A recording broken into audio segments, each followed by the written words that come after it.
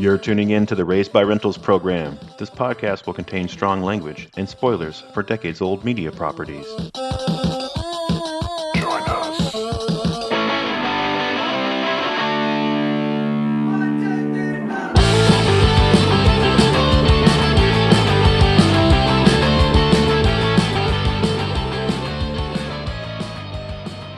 Welcome, everybody. This is the podcast where we examine pop culture franchises of the VHS era, constantly fantasize about 6 degrees of Kevin Bacon, and imagine how we might improve our favorite movies, TV, and games. I'm Josh. I'm Mike. And we were Raised by Rentals. Mike, which house in your neighborhood goes the most all out with the Thanksgiving decorations? None of them, actually. Which is kind of surprising considering my neighborhood goes all out with all decorations. Well, and that's why I asked that question, because it's a trick question, because the answer is none of them, right?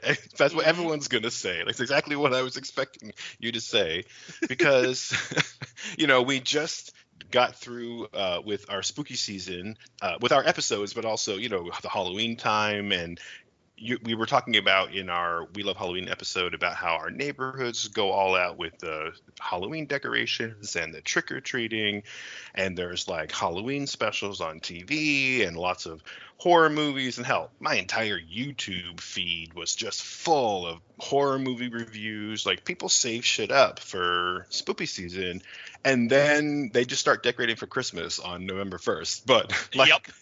In the United States, there's a whole fucking holiday in between those two that people kind of forget about. Like, I mean, I'm kind of guilty of it myself in that as part of my inside my house Halloween decorations, I have some like pumpkins and little autumn leaf shaped candy dishes and stuff. And so when I put away my Halloween decorations, I just leave those out. Like, they can just sit there for another month. That's kind of how we are at work. We have our Halloween decorations, and then they just leave like the leaves and a few of the standard pumpkins, and we have like a little string of orange lights in the back room.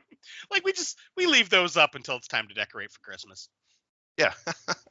But like, not to repeat ourselves from what we did in our last episode, where we went through all of the, back in my day when I was a kid and holidays were awesome and today they suck. Our old man rant. Exactly. But yeah, I mean, I remember being a kid, and every Thanksgiving or the few weeks leading up to Thanksgiving break, we would make paper turkeys, and we would make like garlands out of like brown and orange paper, Mm-hmm. and they would decorate the classrooms with like pilgrim hats and like different like Indian corn. Is that what they call that stuff? That was like the different colored ears of corn, right? Is that what they call it? It used to be called I don't know if it still is or not, but yeah, I do remember exactly what you're talking about. Like, I haven't seen that stuff in forever.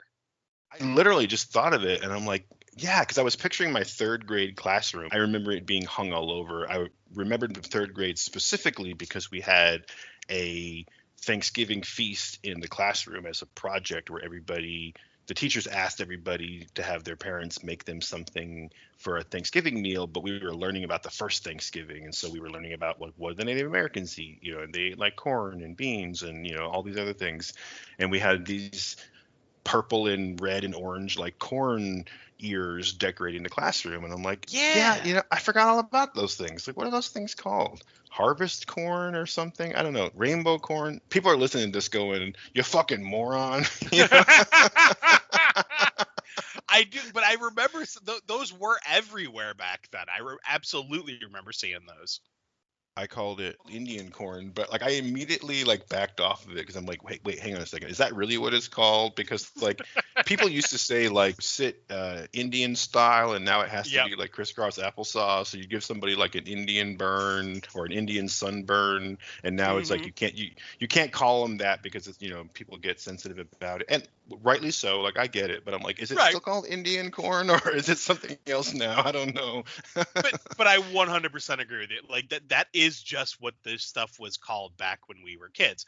It's not, being insensitive or anything. That's just a fact. That's what it was back then. Yeah. Well, I just Googled it. Apparently, it's still called that. So yeah. So we'll stop hemming and hawing and trying to be PC, and it's called fucking Indian corn. God damn it! But you know what? We forgot all about it because nobody ever hangs it up anymore. Like, True. nobody decorates for Thanksgiving, or if they do, it's like, we'll hang up a paper turkey on the door. But it's just a placeholder for the Christmas wreath.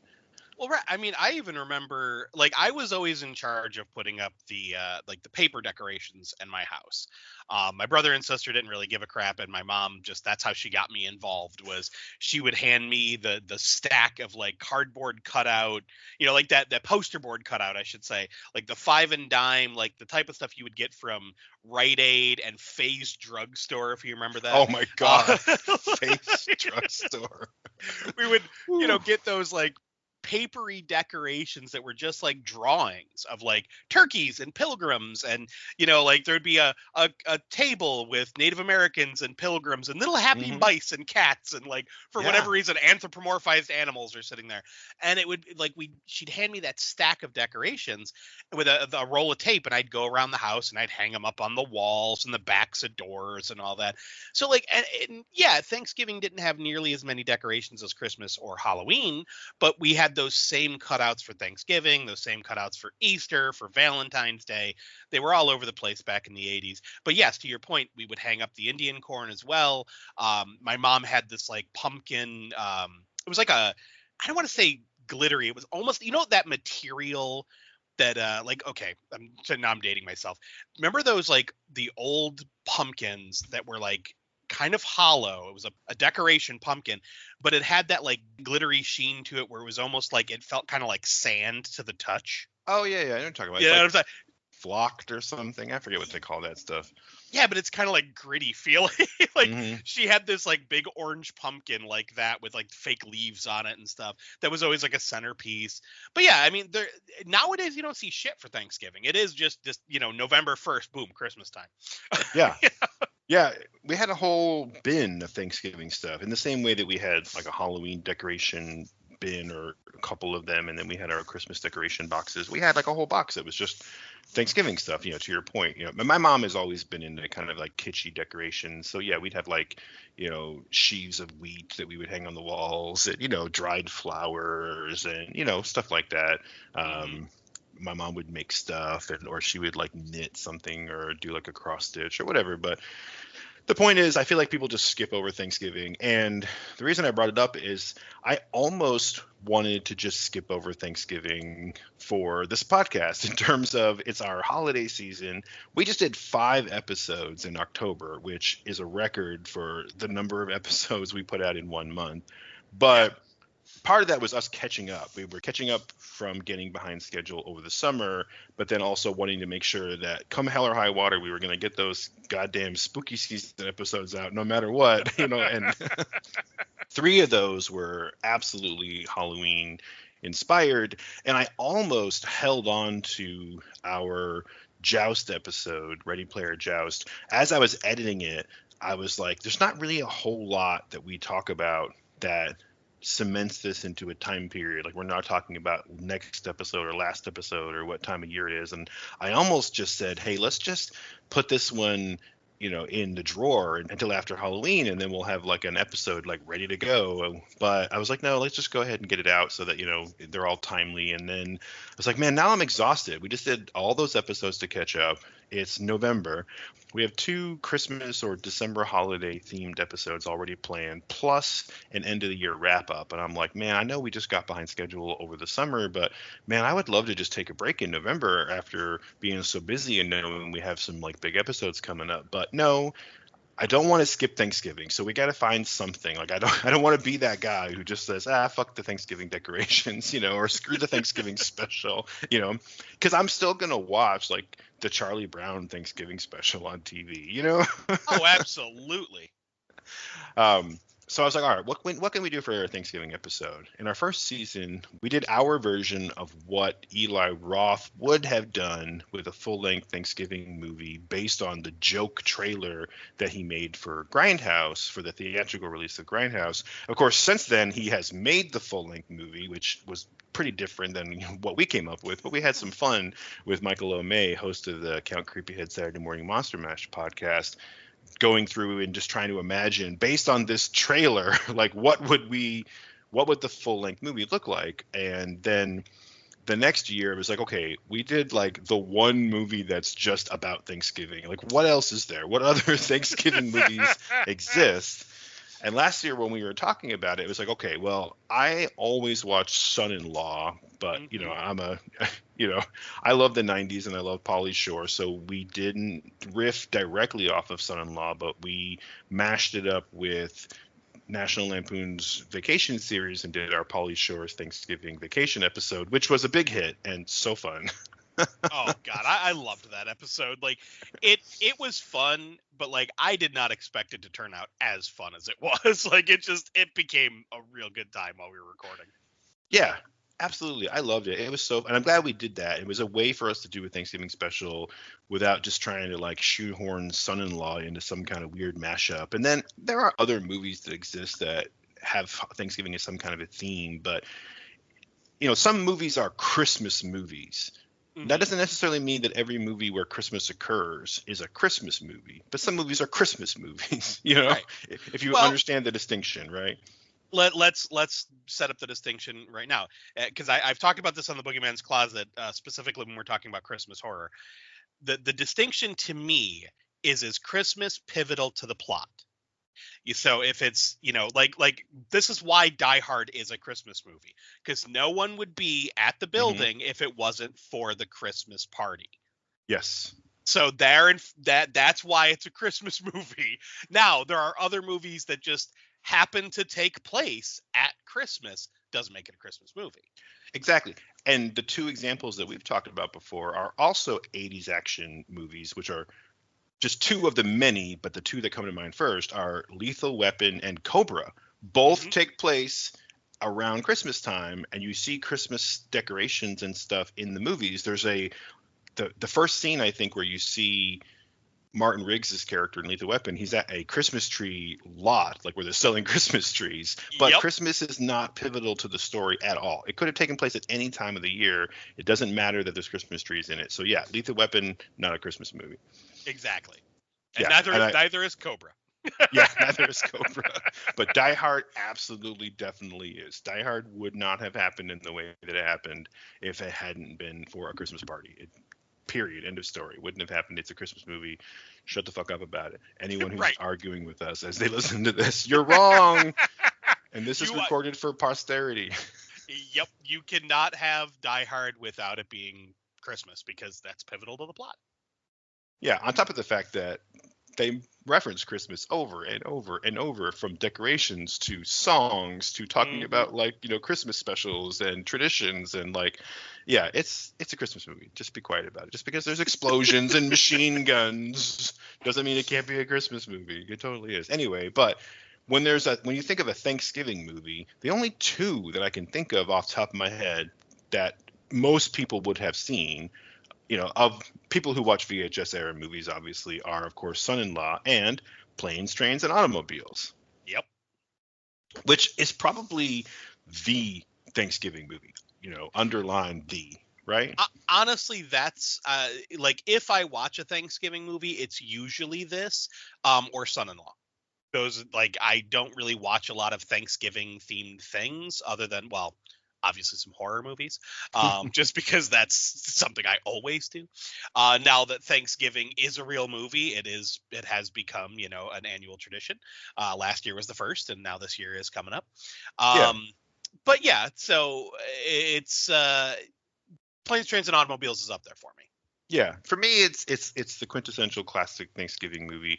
Other than a Charlie Brown Thanksgiving, you got to give it to that, right? Oh, of course. But my point is this long intro is getting us to the point where it was like, well, we have to do a Planes, Trains, and Automobiles episode. We have to do an improv on that. But Like, what do we do? Like, we literally thought of this 2 years ago in the first season before we picked the Eli Roth trailer idea was, oh, obviously we'll do a Planes, Trains, and Automobiles episode, but we dismissed it because it was like, well, what is there to do? Like, I don't know. You know? Mm-hmm. And then the same thing happened last year when it was like, all right, but choose son-in-law or Planes, Trains, and Automobiles. And I was like, ooh, son-in-law, please. You know? Yep. But I mean, technically, we didn't actually do that in the final episode, but it's what got us to where we went, obviously. Mm-hmm. But now it's kind of okay. So it's our third season. We either are going to be like most of America and just skip the Thanksgiving festive season, or we have to make Planes, Trains, and Automobiles work. We have to do it this time. Uh, so we're gonna do it. We're gonna do it. And this whole idea, and I'm just gonna come out and say it, the entire impetus of it comes from nothing other than me trying to figure out, okay, if we do an episode based on Planes, Trains, and Automobiles, what would the title of the podcast episode be? Maybe that could help us get somewhere. Like, let me come up with the pun first, because sometimes it's the title that gives us the idea for the rest of the episode. Like, sometimes I come up with the title first and it's like, okay, now I kind of know what I want to do. Like, Over the Big Top. That was actually your idea, right? Mm-hmm. But if you hadn't said Over the Big Top, we wouldn't have had that episode because we were kind of scratching our heads about how do we make Over the Top work, and can we do a sequel, or like, I don't know. Until Over the Big Top came up, it was like, okay, yeah. So I was like, all right, so what would the title of this episode be? And I jokingly said Planes, Trains, and Batmobiles. Yep.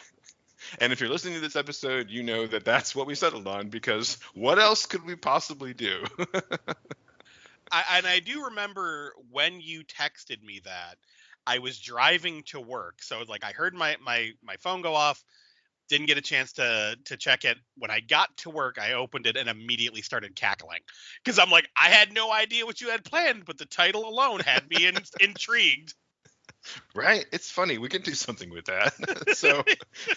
So with lots of unbridled enthusiasm and misbegotten confidence, I was just like, cool, it's on the schedule. Let's go. And now we're here recording it, and we had to stop and think, wait a second, what are we going to do? Well, because that's the thing. Like, last night, I watched Planes, Trains, and Automobiles. It's been about a year since I've watched it. And I'm sitting there going, okay, what are we going to do with this? What are we going to do with this? How does Batman work into this story? Fuck, I don't know. So there was a lot of like nervous reactions while I was watching the film. But yeah, I got a few ideas at the end there. And as before we got recording, you and I kind of like tossed a few ideas back and forth. And it was like, okay, all right, I think we know where we're going. At least vaguely. Yeah, vaguely. Yeah. Yeah, I had two ideas at the beginning, that that I shared with you, and we were kind of riffing a little bit. And to your point, I think that Bruce Wayne and Neil Page are similar enough as characters, like big city businessmen, that there's something there when you put that character up against John Candy's Del Griffith. Like, you can kind of try to recreate the chemistry that they had. So I thought that there was something there. And then, there's a particular Batman villain when we were trying to think of, okay, well, if we put Batman in this movie somehow, like, what do we do with the rogues gallery? Is there going to be a Batman villain? Is it going to be some like regular dude? And then, there was one particular Batman villain that we'll talk about in a little bit that seemed like, well, if you're going to do a Thanksgiving story, the only character that really makes sense is this guy. So like, let's just look him up on Wikipedia and see what we can figure out. Well, and that's the thing, because as soon as you suggested the villain, that's kind of what cemented a few of the ideas for me. And I was like, oh, okay, now this is making sense. Like, this is starting to work. Yeah. But, I just got to say, before we get too far in, God, I miss John Candy. I so do. Like, that guy was a fucking national treasure. Like, he's good in everything. Like, every movie I see him in, I'm always like, oh, I miss this guy. Absolutely. I agree 100%. And I've coincidentally ended up watching a few of his movies recently, and I remember I mentioned something to my son, and I was like, John Candy, John Candy? And he's looking at me like, no. And I'm like, yeah, fuck, we haven't watched Uncle Buck. We haven't watched The Great Outdoors. Like, we need to watch more John Candy movies. And, Hmm. you know, eventually I was like, oh, he's the polka player musician from Home Alone. Like, oh, okay, yeah, sure, Dad, whatever, I don't care. Right. And I'm like, oh, man, John Candy, like, a whole generation has missed out on his genius. But I Right. did eventually get both my kids to watch Cool Runnings, and now they're like totally on board. Oh yeah.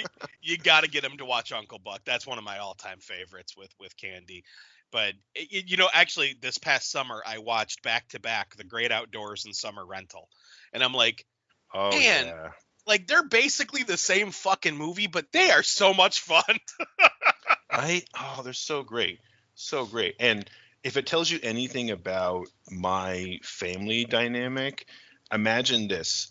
Uncle Buck as a character is like the same person as my father-in-law. It is just him. Like, it is eerie. It is eerie when my wife and I watched that movie, and like Uncle Buck is her dad, and then of course is it Tia? Tia is the oldest daughter, the surly, pissed off teenager. Yeah, I married Tia. So just See, whereas my father-in-law is literally the dude from The Big Lebowski if he had anger issues. nice. Nice. Oh man. So yeah, obviously we had to do planes, trains, and Batmobiles. So like let's just go ahead and get into it. We spent enough time avoiding the hard parts. So um, let's demur a little bit longer by getting into some of the facts and figures, because while I assume that everybody who listens to this podcast has seen a lot of these tentpole classic VHS era movies, it always helps to kind of refresh everyone's memory or explain things a little bit. So I didn't make any notes about the general plot, so I'm just going to summarize those real quick. But yeah, Planes, Trains, and Automobiles, 1987, and it is another John Hughes movie that we're covering here on the podcast. I didn't expect to touch on John Hughes quite so much, but this is actually the fourth time that we've featured a John Hughes property. That doesn't really surprise me considering how big John Hughes was in our youth. Like, he was a really important creator in the 80s and 90s. Yeah, I think that he really defined a particular generation in terms of, fashion and attitude.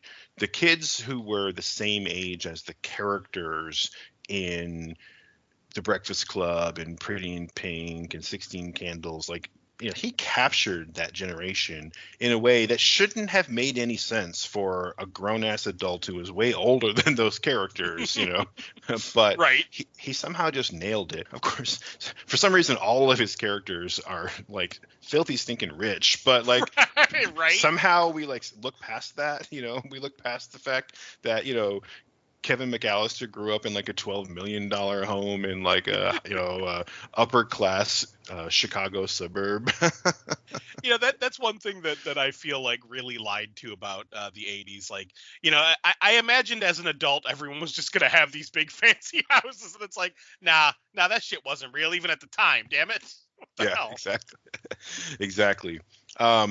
But yeah, so we've done episodes on Weird Science, The Breakfast Club, and then I mentioned the Vacation series when we did our Pauly Shore's Thanksgiving Vacation. And while we didn't do like a direct riff on any of the Vacation movies or Son-in-Law, but the Vacation series is based in John Hughes' stories that he told about his actual family. Like, his family Right. basically was the Griswolds. Yeah, and then we mentioned The Great Outdoors, obviously, and Home Alone just now. And there's actually, and I'm looking at him on Wikipedia, and I'm like, God damn it, there is another Thanksgiving movie, and maybe, just maybe, we could figure something out for next year. We need to do something with Dutch, Oh my God, I haven't thought of that in forever. right? But come on now, it's Ed O'Neill and Ethan Embry on a road trip to get home for Thanksgiving. I didn't even remember that there was a Thanksgiving themed plot. Like, damn, we're gonna have to do something with that, maybe. Yeah, that's an idea, because shit, I didn't think about that at all. I'll have to put that in the hopper and mull it around a little bit. That's just like just now occurring to me. Anyway. Hmm. uh, and of course, the other movie that we need to be thinking about is the 1989 Tim Burton Batman movie, which yes, an absolute cultural phenomenon, right? And I only mentioned that particular one in terms of representation for Batman because with Plane, Trains, and Automobiles coming out in 1987, if we want to do some kind of a riff on that where we do like a sequel or a remake or whatever we end up with, that Batman movie coming out in 1989, that's the version of Batman that we obviously would need to use, that everybody at the time, they wouldn't have accepted any other Batman. right. And that's the thing. If we did it before that, it would have to be Adam West Batman, and that's not going to happen. Yeah. I think Adam West Batman it's too goofy, and I mentioned before that Neil Page, who is Steve Martin's character in Planes, Trains, and Automobiles, he's the straight man, which is it's ironic for Steve Martin, one of the funniest comedians of all time, to play the straight guy. Right. Exactly. But he's like an upper class businessman, and it makes sense if you're going to do some kind of a sequel or something that, Bruce Wayne is a similar character. So, I'm immediately thinking we could do like a sequel, and we could not have Neil in it, but we could have Bruce Wayne in it, and maybe focusing on Bruce Wayne, makes more sense than focusing on Batman. Because I don't know how John Candy's character of Del Griffith would encounter Batman in Gotham City. Yeah, that seems a little too far out there for a crazy concept that we have. Right. So, and then Batman Returns comes out in 1992, so that's kind of the time frame that we would be looking at, 87 for Planes, Trains, and Automobiles up to 1992 for Batman Returns. And so, just looking at that timeline and the title and the little bit of brainstorming that you and I did, I think that the best thing for us to do would be to do a sequel and to set it sometime around those two Tim Burton movies. Batman Returns is kind of a Christmas movie. Again, I would think not a Christmas movie because I don't think the Christmas is pivotal to the plot, but there's a lot of Christmas in it. Mm-hmm. And so it makes sense for there to be another Batman themed movie, but I don't know that it would make sense for this to be some kind of a theatrical thing with how big those two Tim Burton movies are and how quickly they came out. So I'm thinking, it's the 80s, it's the early 90s. There used to be a lot of like holiday specials on TV. We just talked about a whole bunch of them in our We Love Halloween episode. So like, how cool would it be if there was like a, Fox Network, Saturday evening 2-hour special where they did a mashup of Batman and Planes, Trains, and Automobiles. Oh my God. See, now that just sealed the deal for me, because first of all, it's like, if you're going to do a TV movie, first of all, the TV movies are always funny. They're always a little silly. They're always a little like corny. So this kind of fits that theme perfectly. But also, what is the one thing that unifies all of those made for TV specials and movies? They all have a low fucking budget. So special effects would be non-existent. So we can now, this is our reason for getting rid of all the Batman budget constraints of like the Batmobile and the Batwing and all that shit. Oh, yeah. We don't have to have anybody like jumping off of rooftops and shit. Like, I'm just going to go ahead and say it. We could probably get away with doing 90% of this movie without ever having Bruce Wayne put the costume on. Yes. In fact, I feel like he shouldn't put it on at all, but we'll see if it happens, because that would be really fucking funny. That would be an interesting challenge, yeah. But again, if that were to happen, it would definitely have to be a made-for-TV movie. There's no way. Oh, yeah. That Hollywood would allow a Batman movie to hit theaters where Bruce Wayne never puts on the cowl. We'll have some stock footage from the Tim Burton Batman movie, like in the opening credit crawl. Like we'll see Batman doing stuff around Gotham, just like a couple highlights, and then just here's Bruce Wayne. Oh yeah. Oh, that reminds me too. Like picture this, and I'm sure you'll know exactly what I'm talking about. Every time that they cut back from a commercial break, you'll get this like quick little 20-second montage of like Michael Keaton mean mugging in the Batman suit, and then you'll see Del Griffith laughing, and then it'll be like, now returning to our feature presentation. Yes. 100%. And like if we were watching an old VHS of it, we would get like, you know, the cut from the commercial break, and then it would come back in on that image and then go back into the movie. Yeah. And if it's anything like my old VHS taped off TV, there would be like 1 second where the picture would just like wobble, and that's like where you hit record again. Yep. You know? Oh my man. God, that's funny. This would be hilarious. Oh man, this is the kind of thing where like if this were to come out, like some small like pop-up would do like a 20th or 30th anniversary, you know, fan release, and they would put it out on VHS with like a retro looking sleeve, and they would purposely release the taped off of Fox version of it, and like, you know, and just sell it online for $29.99 with like a poster, you know. Yep. Oh my God. And then people like myself would buy it. Yeah. You're like, it's so authentic. I gotta have it in my collection. Oh man. Okay. So let's do this. We mentioned the villain, which the only villain I can think of when you're trying to think of Thanksgiving is like, okay, it's a random holiday in terms of like Batman characters. You know, like if we had picked something like Christmas, we probably could have zeroed in on somebody like Mr. Freeze or the Toyman or somebody. But like, what do you do with Thanksgiving? Like, there's no turkey themed, you know, supervillain in the Batman Rogues Gallery. So that's why I immediately thought, well, there's Calendar Man. Mm-hmm. So, and then you were like, yeah, you're gonna have to remind me. You know, like, And it's funny because like once you kind of went down that rabbit hole of Calendar Man, that's kind of what sealed it for me. Because like I started reading up on Calendar Man, and I was like, oh, okay, I see how this can work. But it took me a minute because I'm like, Calendar Man, what the fuck? I know, right? Like, why not the Condiment King? Come on now. Right? Exactly. What about Polka Dot Man? Well, you know, fuck, they put him in a movie. I know, right? Well, technically, Calendar Man is also in a movie. You know, he has a cameo played by Sean Gunn in the 2021 Suicide Squad movie. That's true. That is true. He's the guy that has like the tattoos around his forehead that say like, I don't know if it's the days of the week or it's the months of the year. I forget. I have to look up the picture of it. But yeah, like you just briefly see him.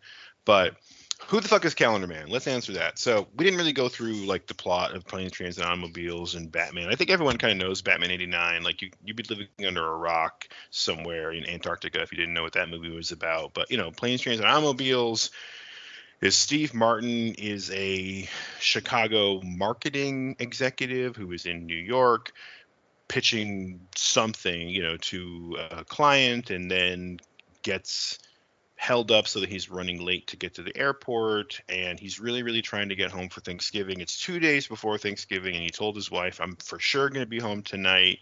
And, you know, everything goes wrong. Hijinks ensues when he encounters Del Griffith, the unluckiest bumbling fool that ever was. And the whole movie becomes a comedy of errors where Neil and Del are trying so hard to get back to Chicago for Thanksgiving. And, you know, much like the title implies, they try to get home by plane, by train, by by taxi, by limo, by tractor trailer, you know, like they try everything imaginable, every transportation method you could possibly think of except for bicycle, you know, to eventually get home, where they walk they walk back to the same neighborhood where Uncle Buck and Home Alone take place. And Calendar Man is an obscure Batman villain, a guy whose real name is Julian Gregory Day, and that's a reference to the Julian calendar, the Gregorian calendar, and, you know, days on a calendar. Exactly. He's actually been around since the 50s, which is crazy. But, you know, back then there were DC Comics was putting out a lot of comics, every month, and it was at a time when a lot of people read comics, like the average Joe read comics, and you ended up with weird villains like Polka Dot Man and the Condiment King because they were just running out of ideas, having to crank out so many comics all the time, and every once in a while you see one of these characters get a revival. Guys like Jeff Johns are famous for bringing back old characters. Jeff Johns wrote The Flash and a lot of other characters throughout the 90s. He eventually ended up as an executive at DC.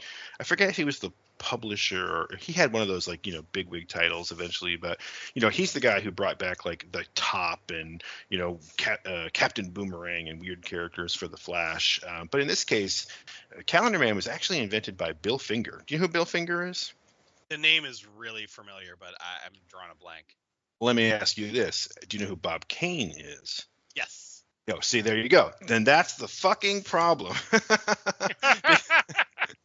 Because Bob Kane is the guy who initially created the idea for what Batman was. He created the Batman. Oh, right, and right, then right. he had it in his contract with the company that eventually became DC Comics that every single time that the Batman showed up in a comic book, it would be Batman created by Bob Kane. And that contract was renewed and extended for decades, right up through, into the modern era. Right in the credits for Batman 89, it says Batman created by Bob Kane. But Bob Kane wasn't really a creator. He could kind of draw, but he was a businessman, and he made it his business to be the creator of Batman. But the reality was that Bill Finger was his ghostwriter forever. Bill Finger is the guy. He was the brains behind everything that you think of when you think of Batman. He created Robin, the Batcave, the Batmobile, Catwoman, the Joker.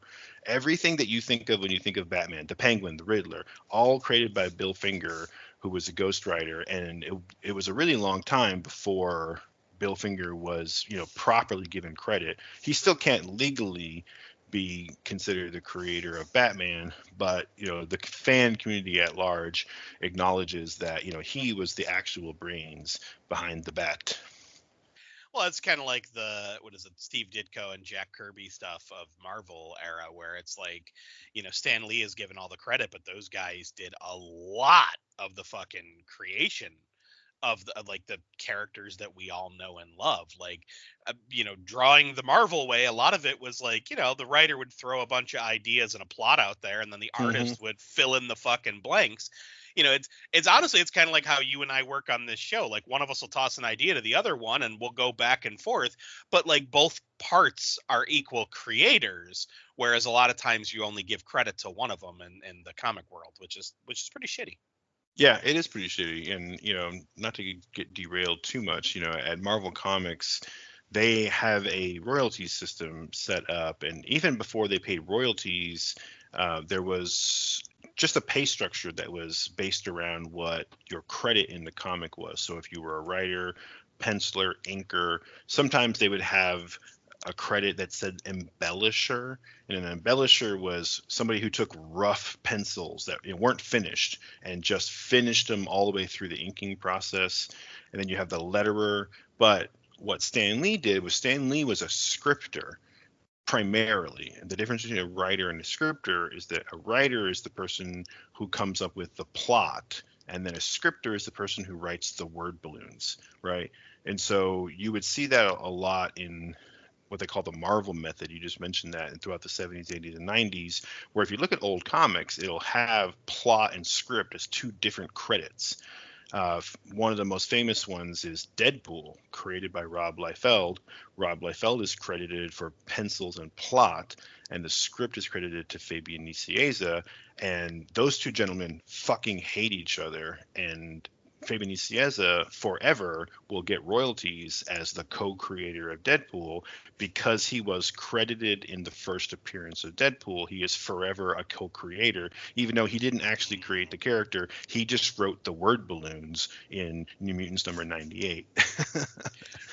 And to be fair, I mean, as much as, I love Liefeld and all that, he didn't create Deadpool in the way we know Deadpool to be. Like, he isn't the guy that turned him into the Merc with the mouth.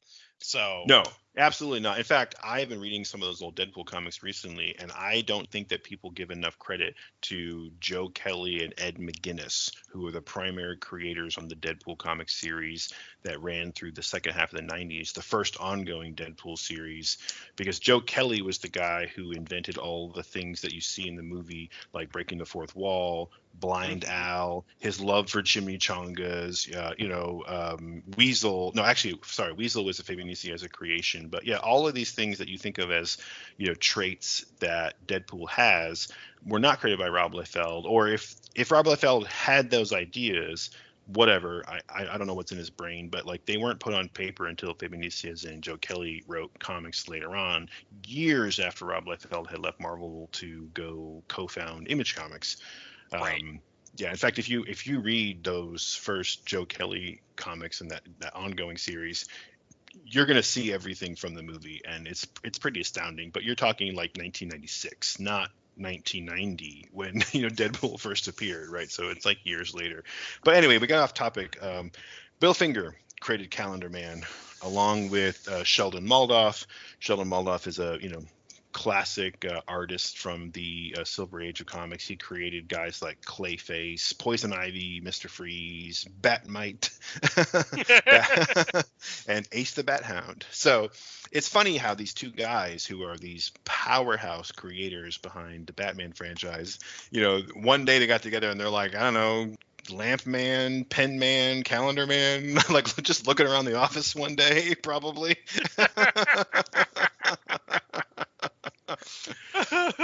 It reminds me of the Family Guy joke where it shows Stephen King with his agent, and he's like, "So what's your newest story about?" And he's like, "My next book is about a lamp monster." And he just grabs the lamp and he starts like thrusting it at the agent. And he's like, "You're not even trying anymore, are you?" And he just goes, "Rah, rah, rah," and he goes, "When can I have it?" It's like that's what that reminds me of. Yeah, exactly.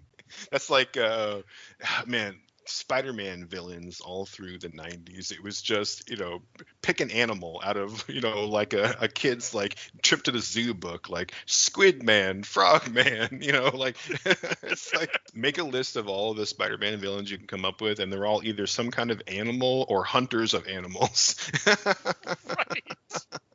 Anyway, back on topic. So, Calendar Man. He only really makes sense because if anybody would give a shit about Thanksgiving in a continuity where Bruce Wayne exists, it would be a guy like Calendar Man. And because he is certifiably insane, a resident of Arkham Asylum, if there was anybody who would be homicidally interested in Thanksgiving, I mean, it's got to be Calendar Man, right? Oh, of course. Of course. So we've gone on and on setting this up, and I think we spent maybe as much time as we did on our Curse the Mannequin episode, like avoiding the tough part. But let's get into this. Okay.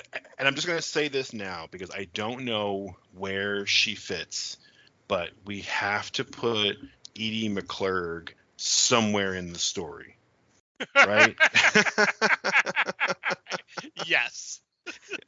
Most people would know Edie McClurg as the high school secretary from Ferris Bueller's Day Off, but she has an unbelievably memorable scene in Planes, Trains, and Automobiles, probably the most famous scene in the movie, where Steve Martin's character uses every F-bomb he can get away with and still maintain an R rating, and just goes on an absolutely epic tirade against Edie McClurg, who is a car rental clerk. Yep. And it's awesome. I just love the end where it's like, "Where's your I forget the registry or whatever the piece of paper was," and he's like, "I threw it away," and she goes, "Oh, you're fucked." Like just the way she says it is so fucking perfect. Oh God, it is. Oh man, that's awesome. Yeah, so we got to put her in here somewhere. So okay, let's do this. So when we first settled on the idea, like we mentioned before, it was just the title makes sense. Fine, we'll put Batman and we'll put Bruce Wayne in it. Cool. We'll go about our daily life, and then a day or two ago, it was like, fuck, man, what are we gonna do? Like, we, we got to record soon. We got to figure something out. So, while I don't typically like to try to brainstorm a whole lot of ideas ahead of time, you have to at least have some kind of outline, because otherwise, I mean, we could just put any old idea on the schedule and show up to recording and be completely stuck, before we even get started. So there's got to be some kind of, well, what if we did this? What if we did that? So, yeah, it's an improv, and because we are both independently having our own little one if daydream sessions. But when I was trying to figure this out, I thought, okay, you have to get Bruce Wayne somewhere where his billions, his business tycoon money couldn't get him out of, any pickle that he could possibly be in.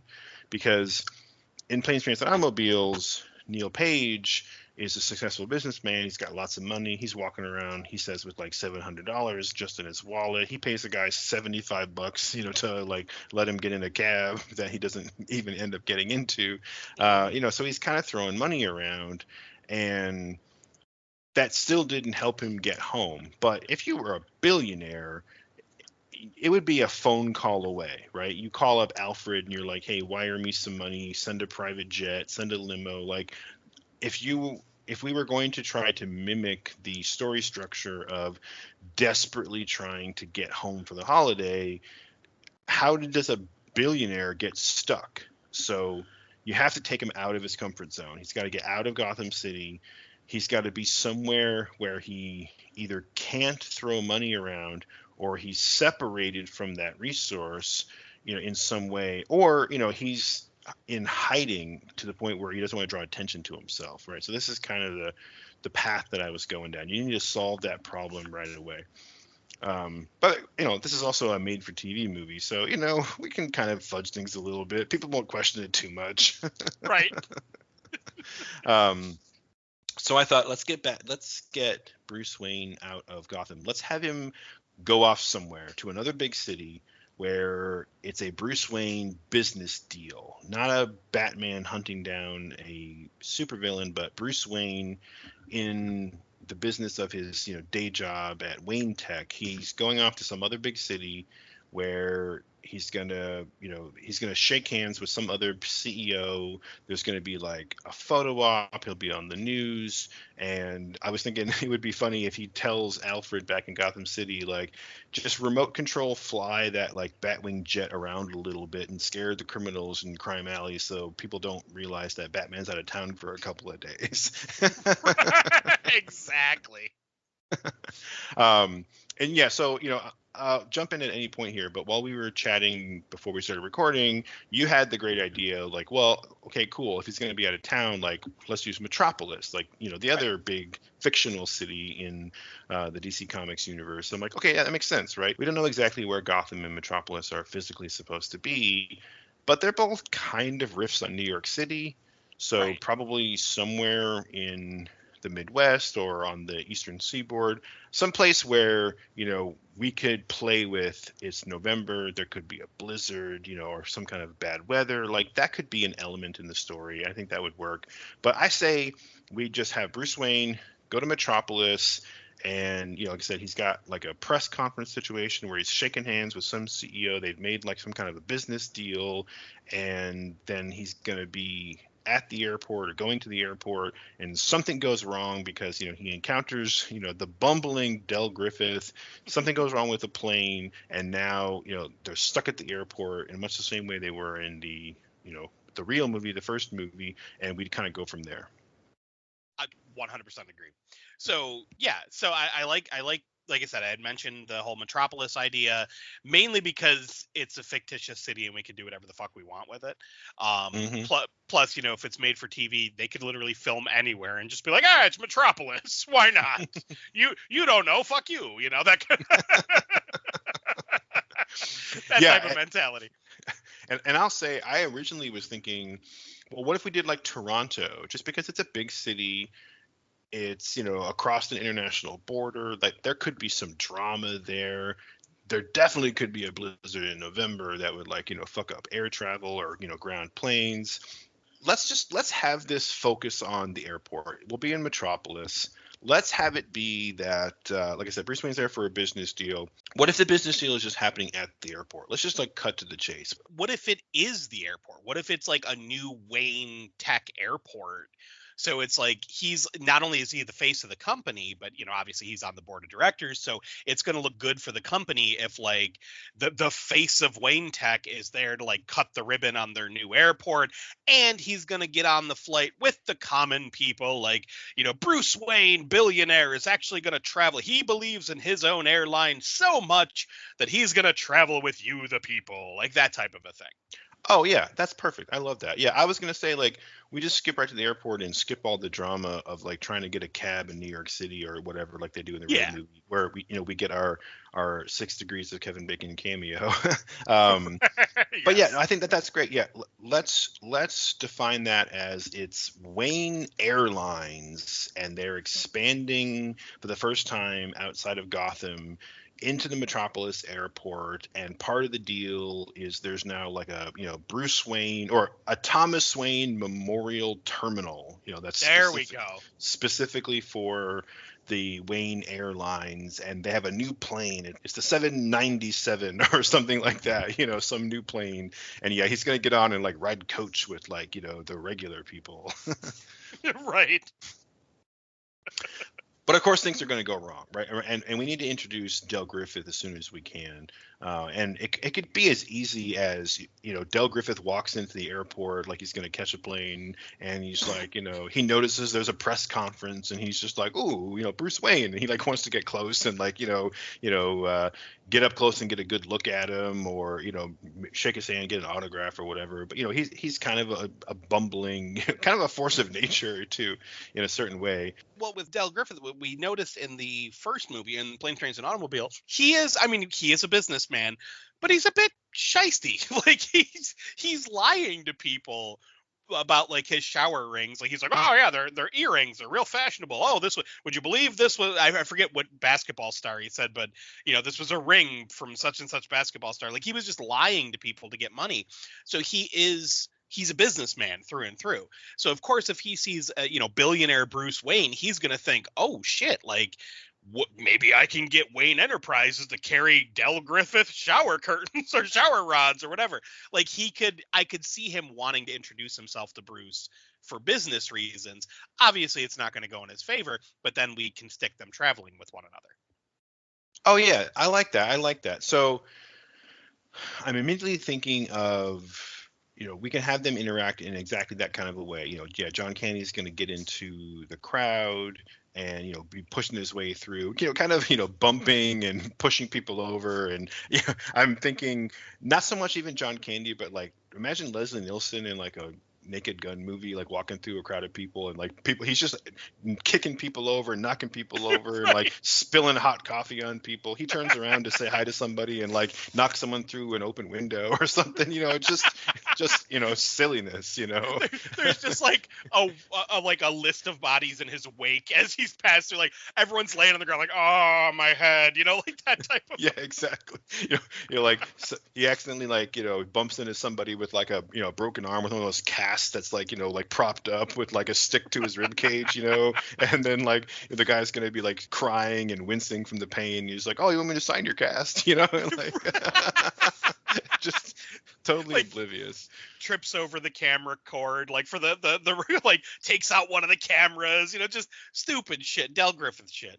Yeah, exactly. And while all this is happening, I think we need to introduce. If we're gonna use Calendar Man, I think it would be cool if he was like a saboteur, right? That's one thing that I thought of when I was brainstorming. Is I wasn't thinking Calendar Man specifically. I was just thinking if we're gonna have some kind of a bad guy, I'm thinking of, we mentioned Mike Starr's character in our Over the Big Top episode. Mike Starr from Dumb and Dumber, he was like this hitman who goes to try to kill these guys, and he just gets kind of caught up in their hijinks. So I'm thinking it would be cool if part of the reason why Bruce Wayne, the billionaire, can't just easily get home is because there's somebody who is this time sabotaging their trip on purpose. right? In the Hmm. Steve Martin movie, it was all just bad luck and accidents. But this time it's going to be like, no, there's somebody who really is like cutting the brake cables or whatever. So, maybe while all this chaos at the airport is happening, it's enough of a distraction, for somebody to, I don't know if it's somebody who's going to try to do something to the plane or do something to, maybe he hates Bruce Wayne, and he's setting himself up to, assassinate him or something. I don't know. Help me out here. Like, if it's Calendar Man, how does that fit in? Well, I think with Calendar Man, we should kind of keep his reasoning kind of under wraps at the moment, just because it's the start of the movie. Like, we would just know that something is happening. Like, we could even see, maybe we see Calendar Man, at the site before something bad happens. But I don't know if we should we go ahead and say like why he's attacking, or should we wait for that? No, let's wait and kind of reveal it. Okay, so but again, let's do this. Let's do this sabotage. So let's get this ball rolling here. So we've got Bruce Wayne. He does this press conference. He's going to go right on his plane with like the common folk, and while he's trying to make his way out to the jetway or whatever you call those like tunnel things they take from the terminal to the plane, Right. and of course there's like reporters and his Bruce Wayne's like crowd of people, and he has this briefcase, right? Let's make sure that we don't forget that he has this briefcase with him, because in that briefcase he has his like bat suit and his like all of his gear, his batarangs and shit, His utility belt. yeah, in his like his businessman briefcase, exactly, his utility briefcase. um, Yes.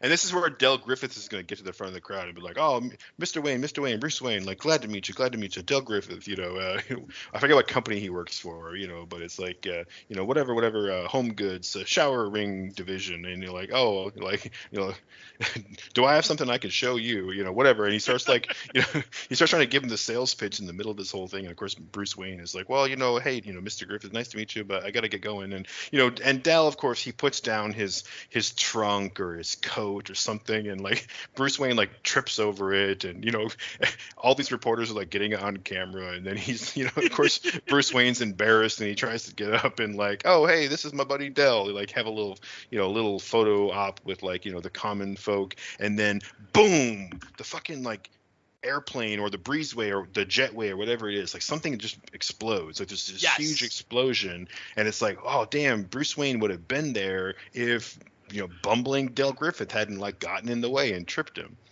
Right.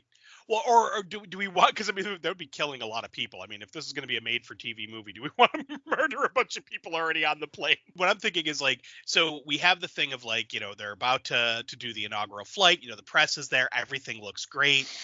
So it's like, we're gonna, Bruce Wayne is gonna take the first flight out of the new Metropolis, Wayne Airlines. But yeah, he gets, to your point, he gets caught up with Del, like there's a delay, all that. And while people are all lined up ready to get on the plane, we're going to see like the plane on the runway fucking explode, and it's just like, holy shit. So it's going to look awful for Wayne Enterprises. Like before you're like they're fueling up your plane and it exploded. Like, yeah. What the fuck? So right. Now he's going to have to, not only do a bunch of PR work here because it's like, well, that looks really bad, but now he's going to have to find another way home. Yeah, oh yeah, major damage control.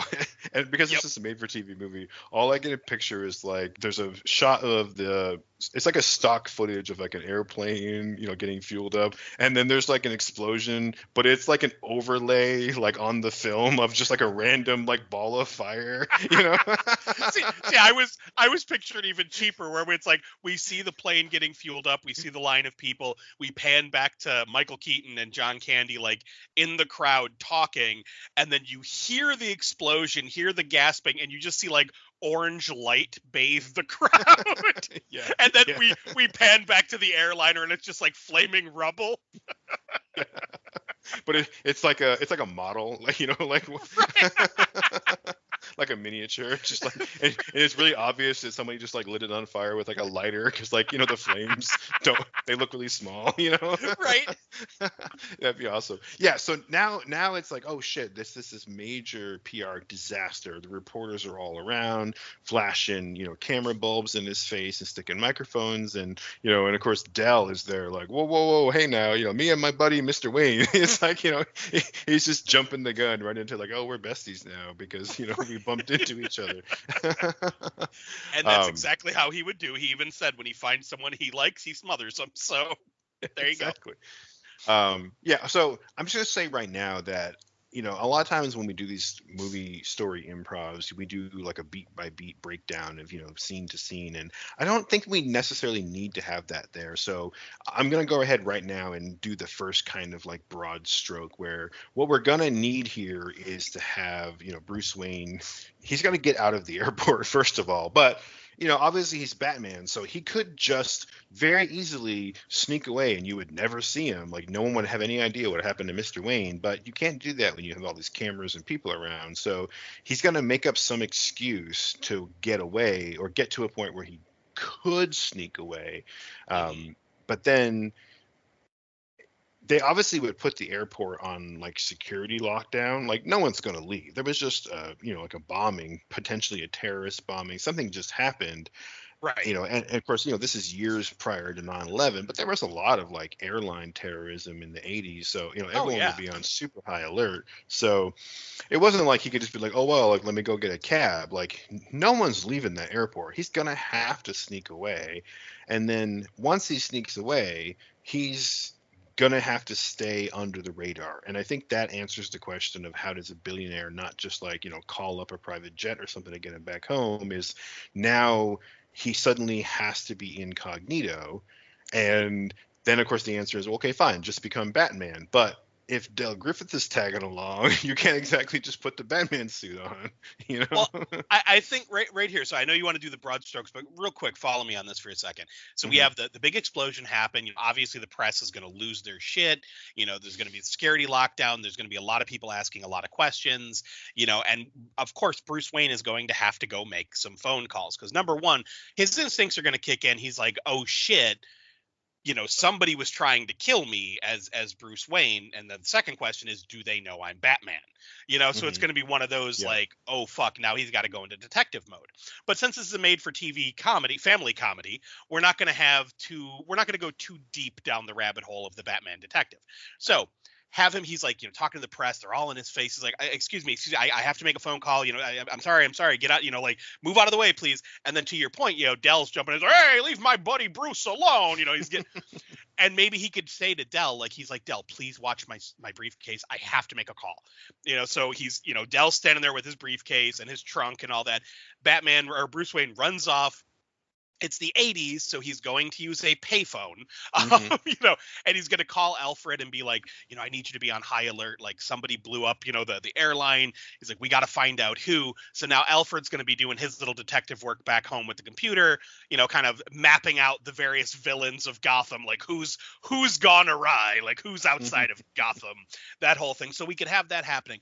But during this period of time, while Bruce Wayne is trying to avoid the press and get a quiet space where he can quickly make a phone call, and of course there's all this shit going to be going on, we could see Dell like sitting down talking to other people, and then there's another businessman sitting down. He's like, hey, first time here, can't believe the plane blew up on its inaugural flight. Oh, just making all of his jokes and all that.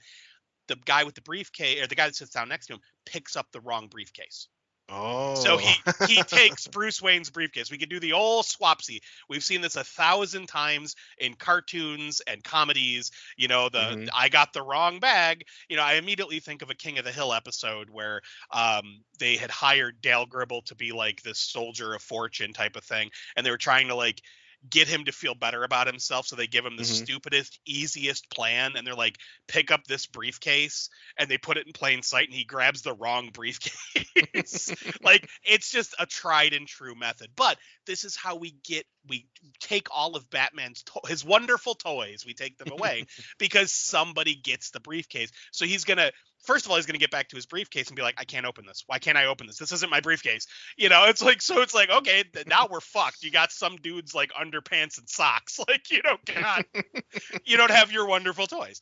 So now Bruce Wayne is stranded in Metropolis, has no way to contact his superhero buddies, has no way to contact Alfred other than, via payphone. And he has to keep a low profile because he's surrounded by press and this bumbling moron who won't leave him alone.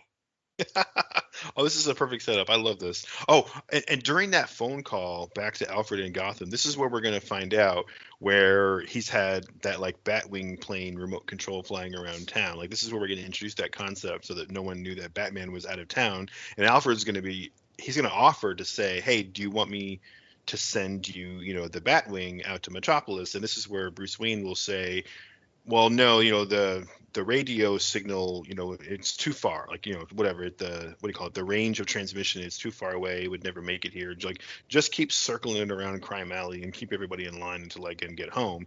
And then you just immediately eliminate the fact that, well, okay, so he can't just, call the car or the plane to him the way he did in some of those Tim Burton movies where it's on remote control. And now Alfred's not really going to be worrying about him because he's like, all right, whatever, Master Wayne's got it under control. He's a rich genius detective. Like, he can get home, no big deal. Right. Like, I'll take care of Gotham while he's gone. And so that way you take those pieces off of the board so that you don't hopefully have too many people in the audience wondering, like, well, what about Alfred? What about the Batmobile? What about this? What about that?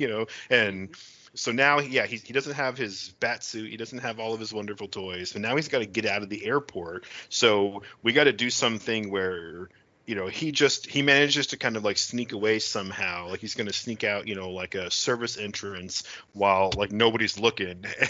And, then you're going to have Dell be like, Mr. Wayne, wait up. And then have him be like, shh, shut the fuck up. Like. well, here we go. When he calls Alfred, we could even set something up like where, he tells him like, I got to get out of here. Like, I have to figure out who did this, blah, blah, blah, blah, blah. At this point, he still thinks he has all of his gadgets and toys and all that.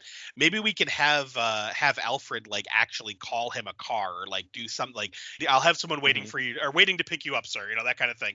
So like Bruce is like, all right, I got to get the fuck out of Dodge. Like, I'm leaving Gotham, or I'm leaving Metropolis and getting back to Gotham. So he goes to the the terminal or the front of the terminal, has to make his way through the throng of reporters and people, and of course security, because they're not going to want anyone to leave. He's going to have to come up with some kind of excuse and talk to the cops and all that, and to kind of like weasel his way out front to get to the car that's supposedly waiting for him. Which of course we could do something to the car if we wanted to, or we could just have like to your point, Dell not leaving him the fuck alone, like not letting him become Batman and like run behind him. And maybe, here's what we could do. So to embarrass him in front of the press and be like, have Bruce be like, I have to go. We have to, I have to find out what happened, what went wrong with the plane. Like, we have to figure out faulty engineering, blah, blah, blah. Like, basically he's like, we're investigating what happened. This will not happen again. The airline shut down, yada, yada, yada. Then we could have Dell run up to him and be like, oh, Mr. Wayne, like, maybe he could be like, you forgot your briefcase, and like bring him the wrong briefcase in front of everybody. And now Bruce can't really turn him away because it's like, here's this concerned citizen who helped him out in front of the press, and have him be like, gee, it sure sucks that I can't get home to my family like that. Or like, gee, it sure sucks that the rest of us are stuck here. And have Bruce be like, well, I'll give you a ride. Be like, fuck, I'm stuck with this guy. Like, yeah.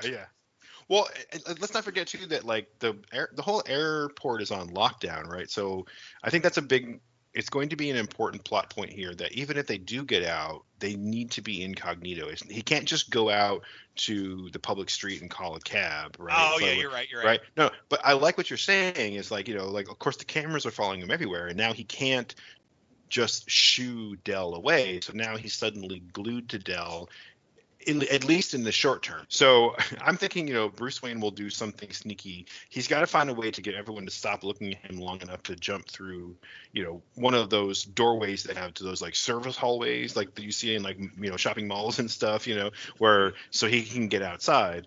And some kind of a distraction is what we need, because of course, let's not forget, he's not wearing the suit, but he's still Batman, so he's going to be sneaky.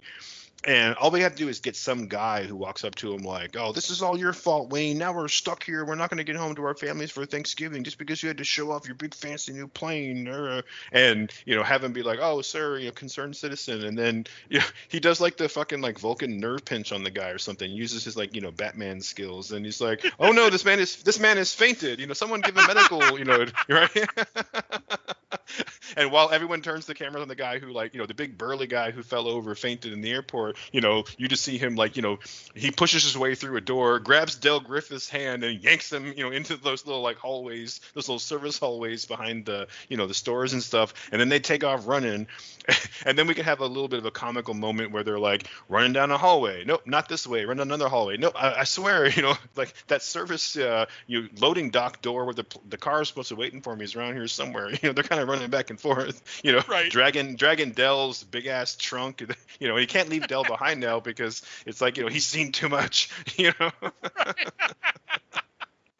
Or it could even be as simple as like you said, because the whole idea of him not being like him taking Dell with him when he's sneaking off, it seems a little unlike Batman. But what if, as he's about to slip through the door, Dell with his big fucking mouth is like, "Hey, you forgot your briefcase." Like, yeah, exactly. Damn it. So he just grabs Dell by the arm and like yanks him through the door, like, "Oh, you're strong for a businessman." Oh, you must do a lot of workouts. Yeah, he's like, "Yeah, I've been trying to work out more myself, work on the old deltoids, Oh my God. So they get out and they see that there's like a car, like a private car service that Alfred called and rented, and they sped over to the airport, and Alfred paid him off some hush money to like just pull up to like this loading dock door in the back of the airport, and pick up Mr. Wayne, and keep it all hush hush. And so this guy's waiting there, and he's like, "Who the hell's this guy? I heard I was only picking up like one guy. I don't have room for that giant trunk or whatever." So right off the bat, you find out that this driver is kind of a jerk. But they get into the car, and he's like, they speed off, and you see Bruce Wayne kind of ducking down. He doesn't want anyone to see him because he's literally like fleeing a crime scene at this point, right? He's got to stay incognito. And again, we don't know where Metropolis is exactly. We don't know where the airport is exactly. So I'm not sure if it would make more sense if this were like a city street or somewhere outside the city. But at some point, that the driver's going to look at the guy in the back seat who's ducking down, trying not to be seen. Look again, look a third time, do a triple take and be like, "Hey, wait a second. Aren't you Bruce Wayne? Weren't you just on TV and something blew up?" And, it's like, and then Bruce Wayne reaches into his pocket and hands the guy, a couple $100 bills, just like, "No, I'm not." And the driver has to be played by Larry Hankin, the guy who played the cab driver in Planes, Trains, and Automobiles. Yeah, it's just the same guy for some reason. Yeah. Plus, I just fucking love that guy. Like, he's funny so and everything. Oh, he's so great. Yeah, he's got a great episode, or actually a great couple episodes of Breaking Bad that he's in. That dude's fucking hilarious. He's really good in fucking Seinfeld, where he plays he's supposed to be the TV version of Kramer when they're doing the TV episode, and he's just constantly stealing shit. Like, he's really fucking funny. Oh, it's so good. But of course, then the guy's gonna be like, yeah. It's like, I don't know, you look kind of familiar still. What's your name, Bruce Dwayne or something? And then Bruce hands him a couple more hundreds, and he's like, I'm not here, And then, but eventually, he's gonna pull over somewhere. He's gonna pull out a gun, turn around, and he's like, "No, cough up the rest of it now, Mr. Billionaire." And it's like, oh shit! Now we get our first like moment of like conflict outside the airport. So I'm just riffing this, so I don't know where this goes, but I know that Bruce Wayne could easily, with his Batman skills, like disarm this guy holding a gun on him from the front seat of the car. But I feel like it's going to be Del Griffith who's going to do it in some bumbling, like accidental way, Right.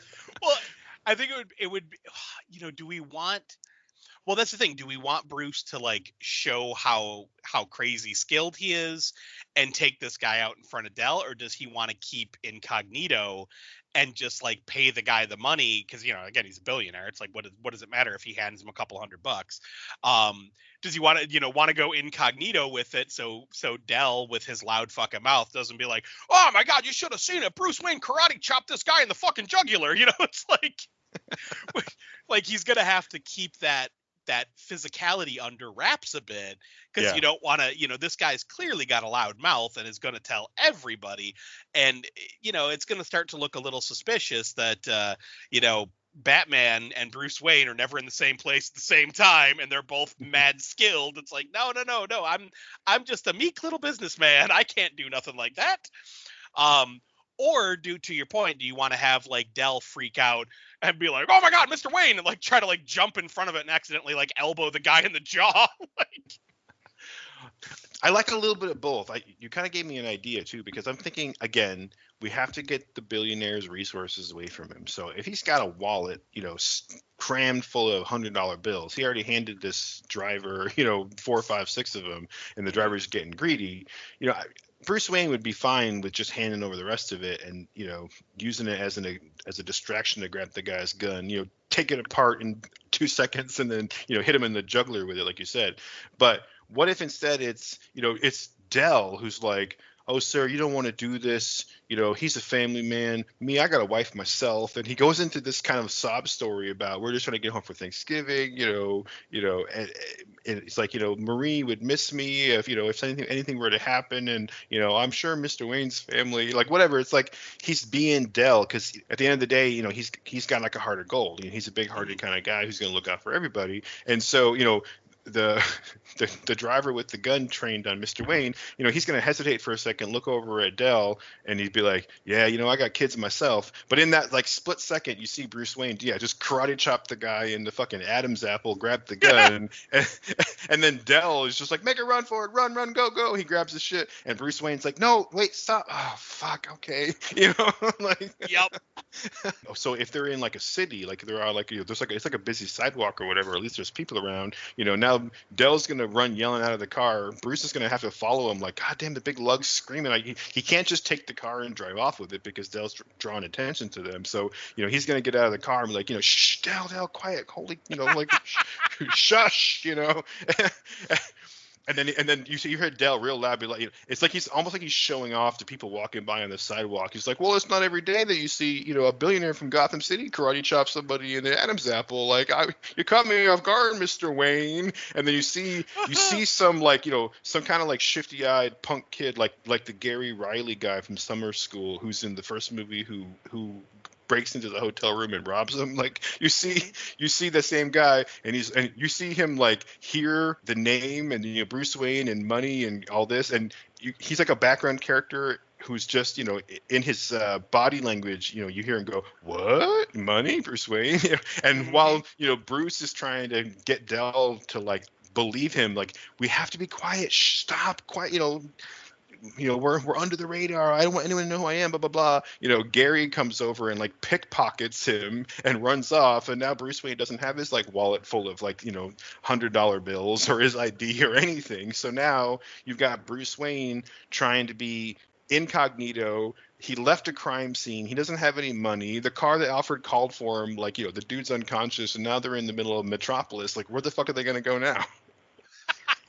I fucking love it. So what I'm picturing is like you said, the whole when he karate chops him in the neck, Dell running. Like I picture the car or the driver pulling down a random alley in Metropolis. Like they're driving toward their destination. And he pulls down a random alley and Bruce is like, what are you doing? You know, then we get the whole threat and all that. We play that out exactly like you said. Dell does the whole family man bit, you know, is catching the attention of the driver, and Bruce is just like, Hassan chop, and just gets him in the throat, you know?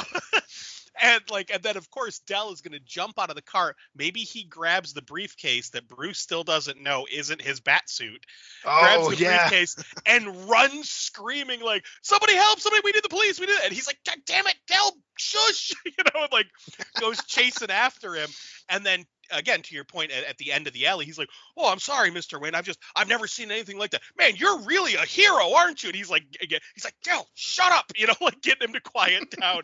And we have the little thief kind of recognizing, oh, okay, something's going on, and have Bruce be like, "Look, I need to make a phone call. We gotta figure something out. We need another, means of transportation. We need another car."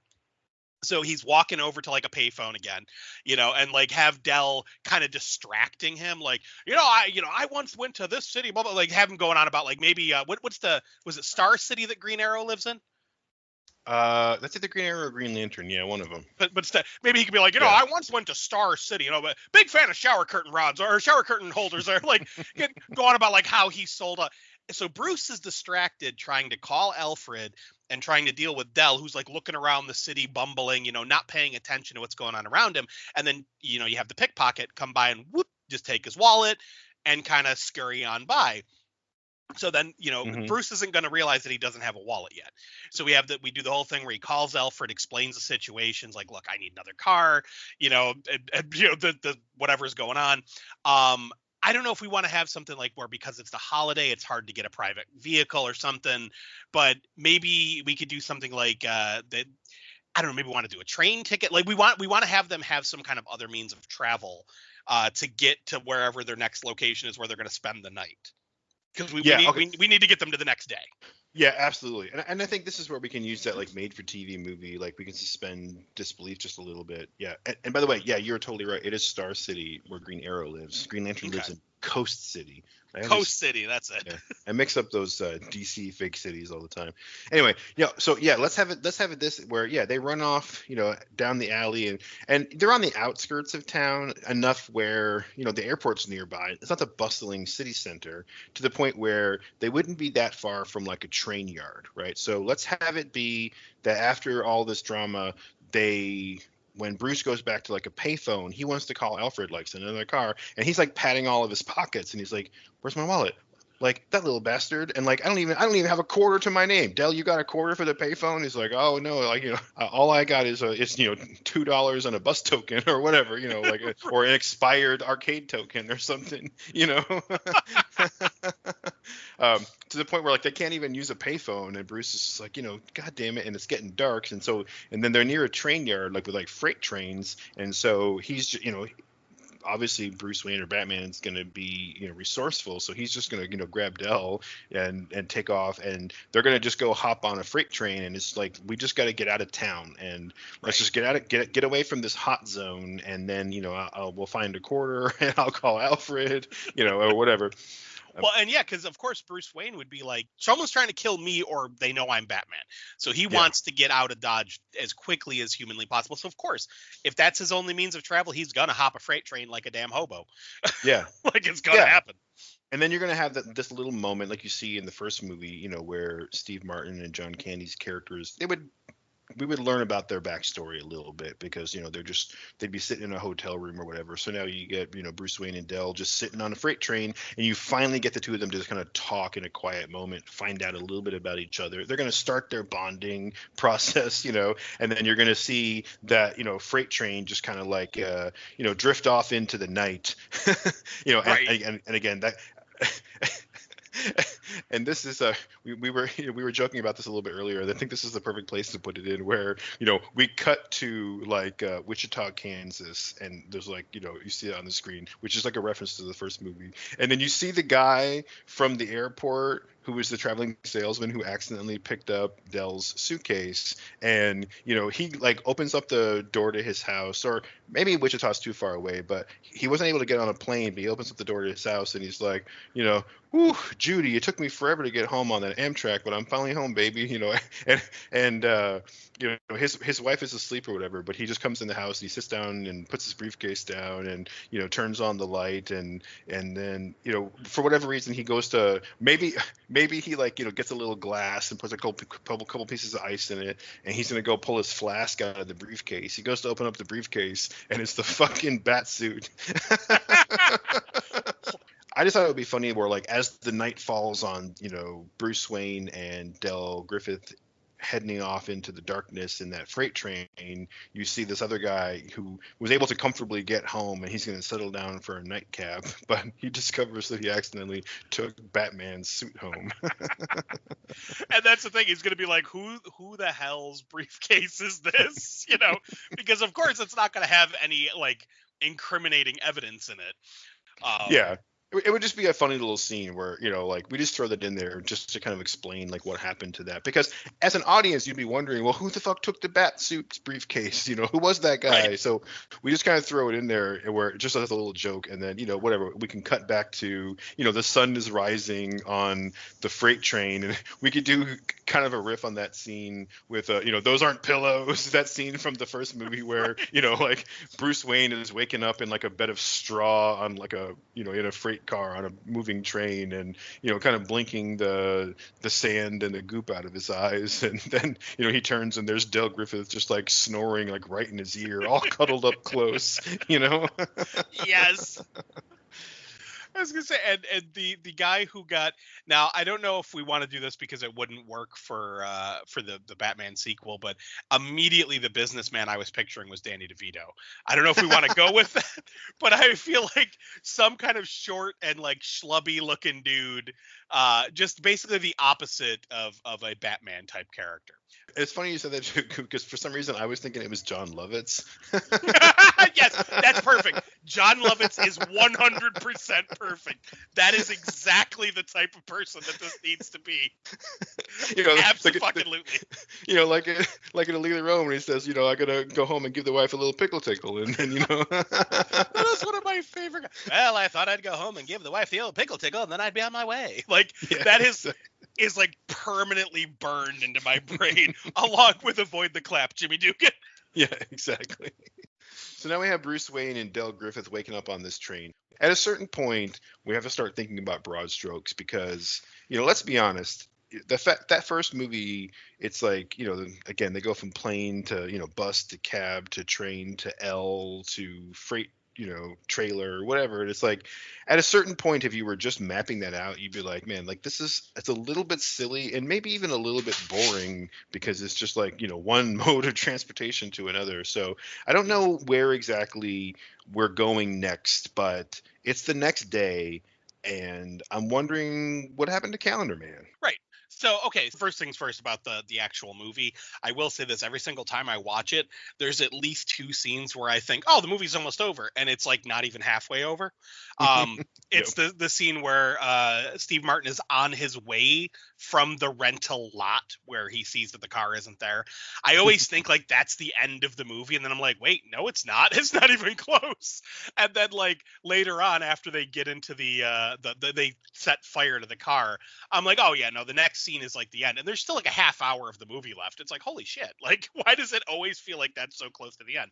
But it's to that idea of like, it's just, oh, they're on a train now, oh, they're on a bus now, oh, they have a car now. It's that whole thing. Like, it just kind of seems a bit redundant. So yeah, so the next day, obviously Bruce is going to be like, all right, I got to get back to Gotham. I got to figure out what the fuck is going on. And I got to ditch this Dell guy. Like, he's just like hanging on to me. So they're going to, you know, hop off the train. Again, try to, I don't know if we're going to have, like, maybe he'll just do a fucking collect call. It was the 80s. So Yeah, that's true. Does a collect call to fucking Alfred. And, you know, he's trying to like speak in code because Dell's like up his fucking ass. Like, just right there. Like, hey, Bruce, what are we doing? What are we doing? You know, that type of thing. And have him be like, you know, basically you can say something like send the wing or so, you know, set like some kind of thing where it's like, I need to get the hell out of here. Like, I don't have any gadgets. I have nothing. I need to get out of town. So we could have something along the lines of like, Alfred is remote piloting the Batwing to a location nearby where he's going to escape. But we're going to have the second sabotage of Calendar Man and have some kind of like EMP or something go off that is going to not only bathe the entire town that they're in darkness, but is going to take out the fucking Batwing. So now that's going to fucking crash like into, I don't know, like have it crash into a lake or something. It's just like, ah, fuck. Like, there goes one of my wonderful toys. Yeah. And the reason I was thinking this is because, again, we're playing with Calendar Man.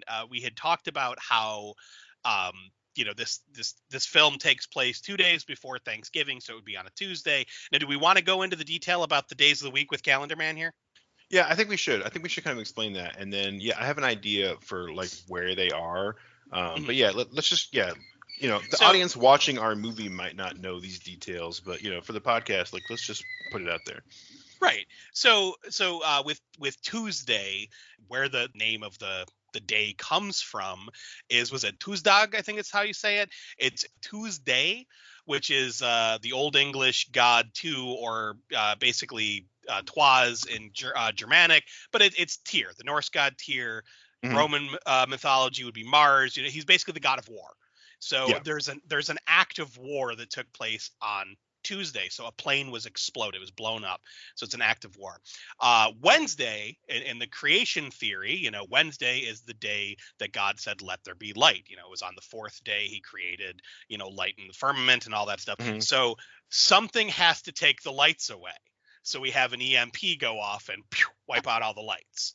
So playing with Calendar Man, I feel like that's how we're gonna get this next big threat in. Yeah, no, I think that's great. I think since we're just sort of randomly traveling and we don't have any like specific place where we know where they are, it would be a funny, just like sort of a set piece if, they jump off of this plane and they're kind of traveling down some, highway, some rural highway, and they hear like Christmas music and they come across this little town, and it's like one of these towns that only exists because they have some sort of like cheesy little tourist gimmick, like towns that have like, the world's biggest ball of yarn or whatever, right? So right. This is like Christmas Town, USA. So it's this town that's all, decked out for the holiday season, but they do it like, year round. And it would just be a funny, like little piece of business to see this cute little Christmas town and then have, Bruce Wayne be like,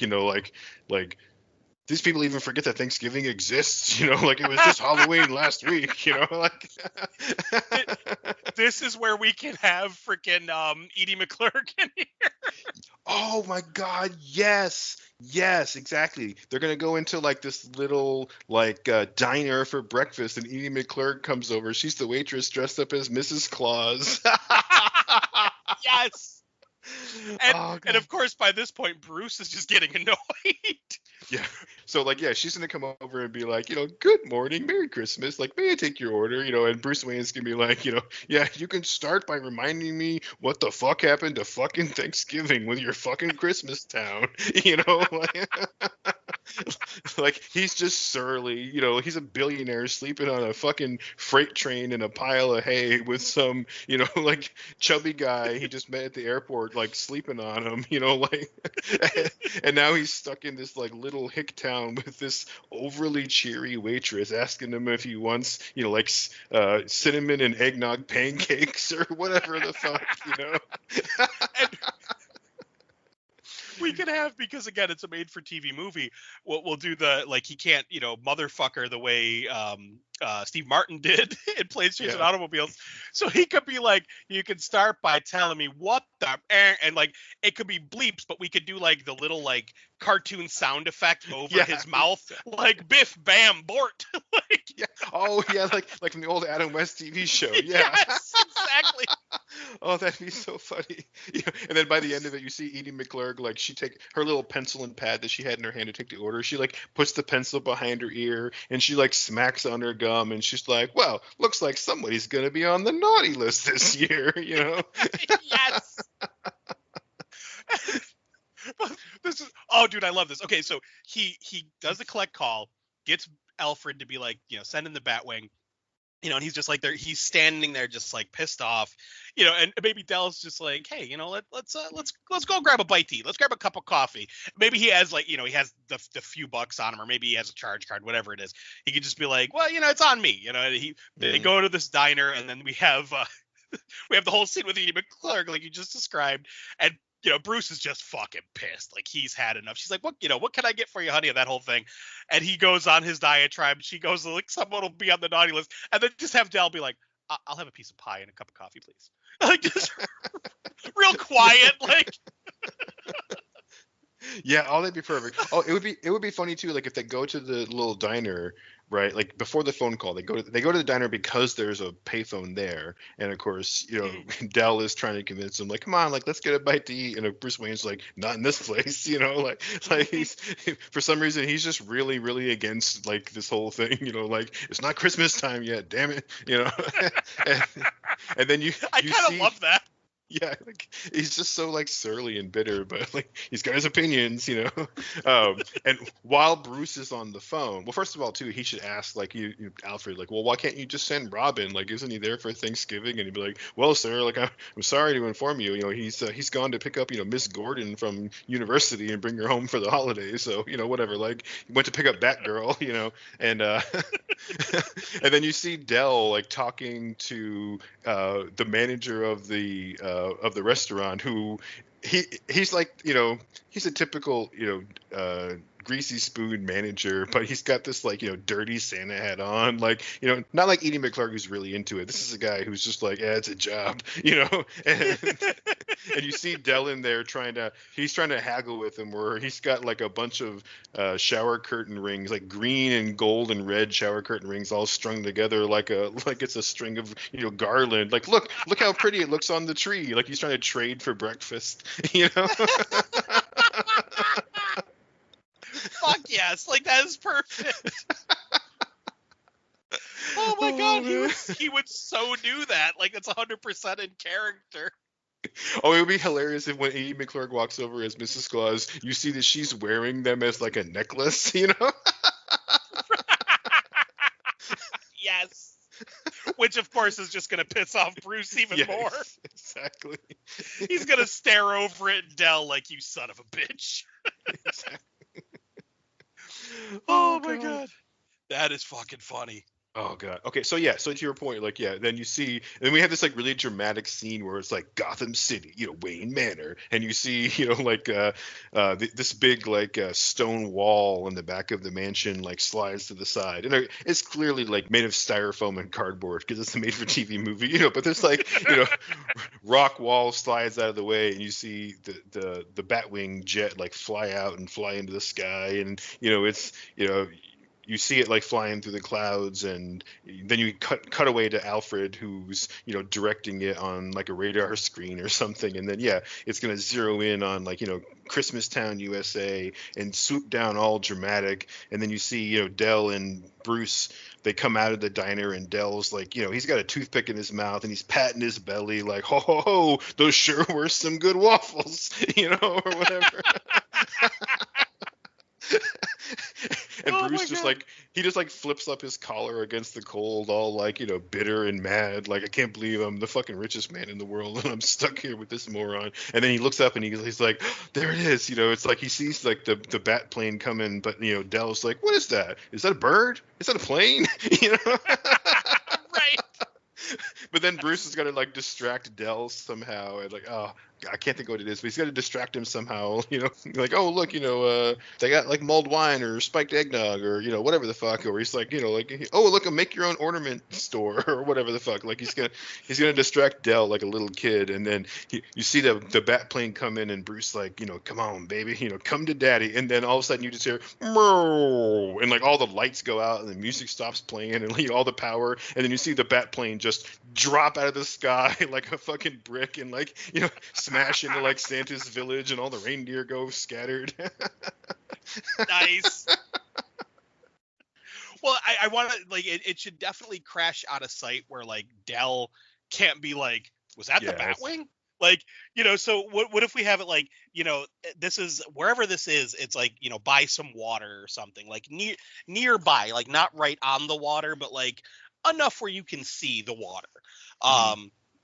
And then have like he distracts Dell like look, Santa Claus, something, and Dell's just like, ooh, where, and then he's watching the bat plane, and then all the lights go out, like everything, like we hear the power down and everything's like people start yelling like, what the hell, like freaking out because the lights have gone out, but then Batman is watching as the Batwing just crashes into the lake like across the way, and he's just like, you gotta be fucking kidding me, or you gotta be bleep kidding me. Like, Exactly. Oh God. Oh man, this is hilarious. Well, and Oh then my god. what we should have done too is when we were at the airport, we should have seen some guy with like a trench coat and like sunglasses and like his hat pulled down real low, like in the crowd watching the press conference, and then he just like skitters away all nervous like before the explosion. Like we don't know who that guy is, but like we just kind of put him there. And then again here in like Christmas Town, after the Batwing crashes into the lake, maybe you see this guy, but he like takes his glasses off and he's looking like, what, like just a little bit of a clue of like, did that really just happen? Like, was that the Batwing? Like, he wasn't expecting that. Like, he's the same Right. guy who's there. He's the same saboteur, but like, let's make it clear that like he really wasn't expecting that Batwing to be there. Like, that wasn't why he set off that like EMP. Right. Yeah. Okay. So I really like this idea of this EMP. I love the idea of like the lights going out in Christmas Town and crashing the Batwing. Like, obviously Bruce Wayne is going to think that's on purpose, but we don't know. And I think that's kind of the issue is like, I don't really know why the EMP. It seems like a really over the top act of sabotage, but I don't know why that's happening. Like, what is it about power or lights or whatever that's like important right now? Well, and that's the thing. Maybe I'm misunderstanding. Like, was it nighttime or was it daytime? Because I was picturing the city at night. So maybe I screwed this up here. Yeah, I don't know. We've gone through so much that I was thinking it was morning. Like they got off the train and then they kind of like walked through a field and like stumbled across Christmas Town, and they were like having breakfast in the diner. But yeah, I mean, it would make more sense if it was nighttime with like all the Christmas lights in town. Yeah, right? that's kind of what, because when we were talking about like Christmas Town, I was picturing like this big lit up, like overly anxious for Christmas kind of town, like where it's not even Thanksgiving yet. Hence why Bruce would have his big rant. But why don't we back it up for a minute and just add another scene here? So they rode the rails, like they hopped a freight train, and then to your point, you said they got out and were walking for a while. What if they hitchhike for a bit? Like they get picked up by some. We could even almost like repeat one of the scenes from Planes, Trains, and Automobiles where they're like riding in the back of the pickup truck, the two rednecks with the dog Oh and yeah. the hay. Like we could do something similar to that, like have them hitchhiking in like an uncomfortable ride, whether it be in the back of a pickup truck or maybe in like the way back of a station wagon filled with like a bunch of kids and happy family. Like we could just have them like uncomfortably crammed back there with like the family basset hound or something. Oh yeah, it's got to be like a big old bloodhound where they're crammed in the back, and like Bruce Wayne has got like his knees up to his chest because there's like a whole bunch of shit, and the big bloodhound is just like leaning on him and drooling on only him, like. And we got Del patting the dog like, oh, he's such a sweetheart, isn't he? Yeah. And Bruce is just looking more and more pissed. Yeah, he's just like seething. Oh god. Yeah. Like his whole left pant leg is just soaked. Yeah, that'd be awesome. And then okay, we'll make it even worse where like this old like and it's got to be like the Griswold like family roadster, right? Yes.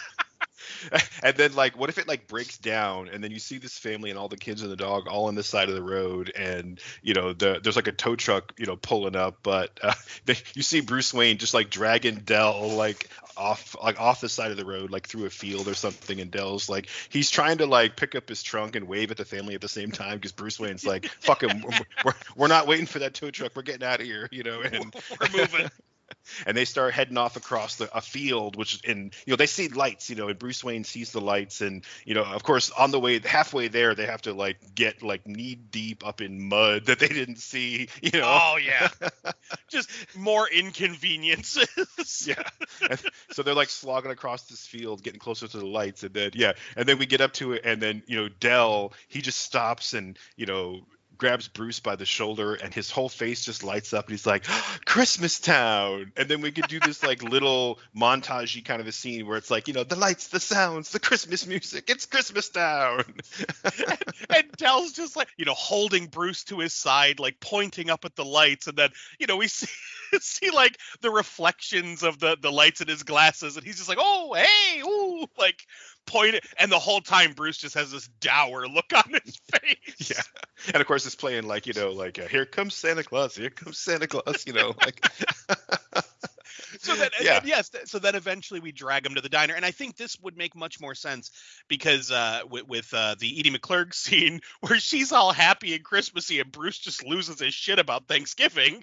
It's like if he's had all of this overabundance of Dell's excitement for Christmas right up to the diner, yeah, he's gonna lose his shit. Yeah, absolutely. And then while they're in the diner, we cut away for a quick scene where we kind of peel back the curtain for a second, and we see our saboteur. You don't see his face, but you see him kind of like assembling some kind of like a fancy machine just for what's going on with that, right? And then okay, fast forward back to what we already talked about, where they get out of the diner and Bruce calls Alfred and calls in the Batwing, and now instead of it being easily seen in the sky, you see Bruce looking at something like those lights coming.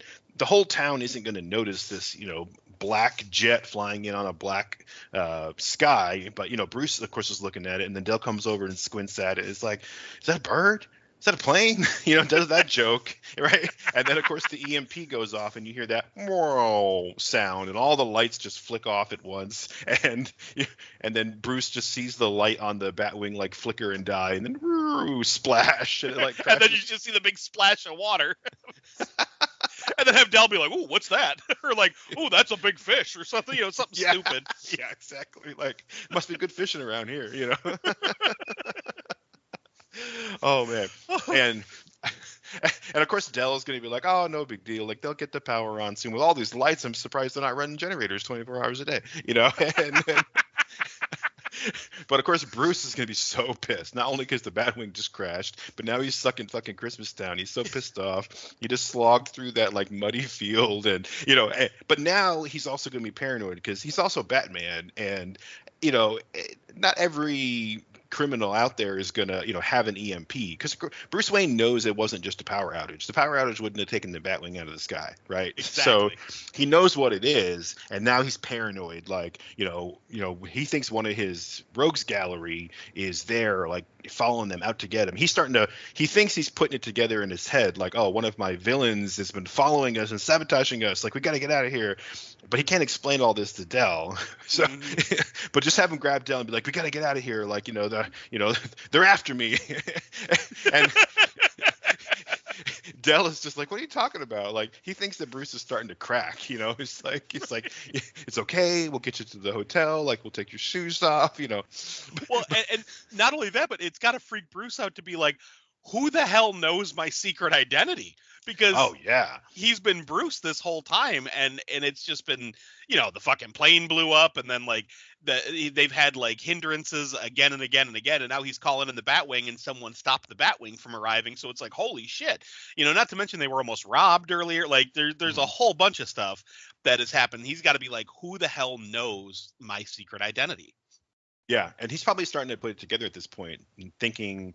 At first, he was thinking that Dell was just the unluckiest person ever, and now he's purposely thinking there is a saboteur. It wasn't just the bomb at the airport. Someone's been following us and sabotaging us along the way, and this is just sealing the deal. So he's we got to get out of town right the fuck now, and he wants to take Dell with him, obviously, because they've become friends. He could have just abandoned him, and Dell would have been happy in Christmas Town, but he's paranoid. So what if they're sneaking around in the dark while everyone's trying to figure out what's going on with the lights, and because it's Christmas Town, they got to have an authentic big full-size Santa sleigh, and hell, they probably have a fucking reindeer, an elk, Right. Oh God.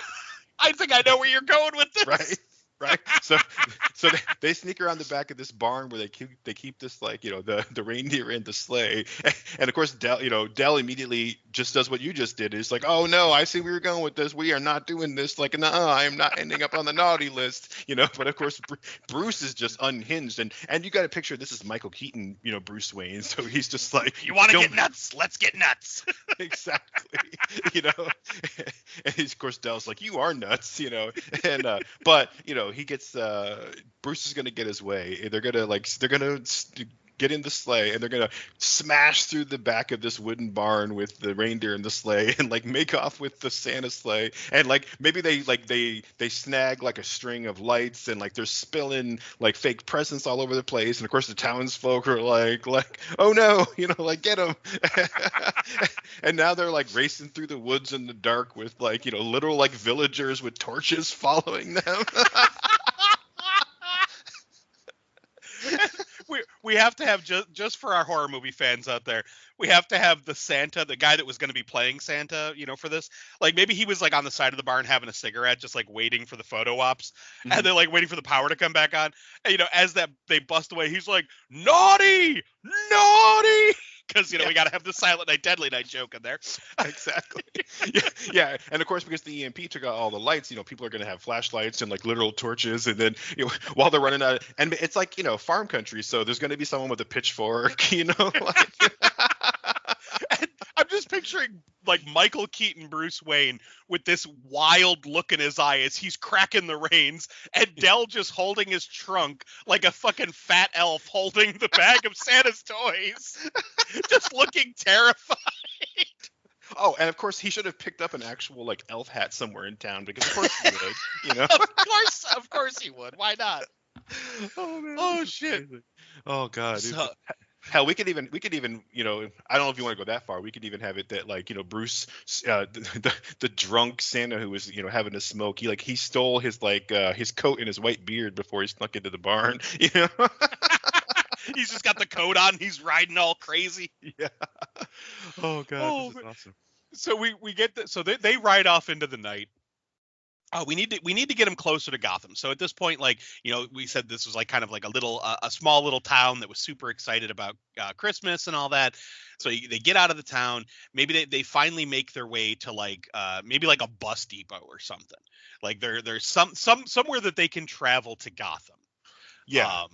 Well, I don't know how many like little montage scenes we've had, but like fuck it, it's an 80s movie, right? So yeah, I agree. I think we kept talking earlier about doing broad strokes, and then we kept really slowing down and like acting out scenes. But what if we do a little montage here where like they crash the sled somewhere in the woods, the reindeer runs off back home, they're stuck out in the woods, and then we could do like a couple of other like modes of transportation, because they went through everything imaginable in the first movie, except they weren't in a rowboat, or maybe right.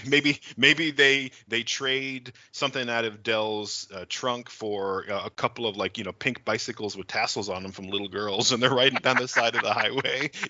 Like yes, we just do a couple of things like that, like 2 or 3 things, and then finally they're on the bus, and and maybe this is where we see Dell, he's wheeling and dealing with his the stuff out of his trunk or whatever, trying to and he's gonna make a real big deal about, it's a good thing I was here to get us a ride on this bus because we haven't had any money, whatever. Right. Yeah, he's got to do something to get them the bus tickets.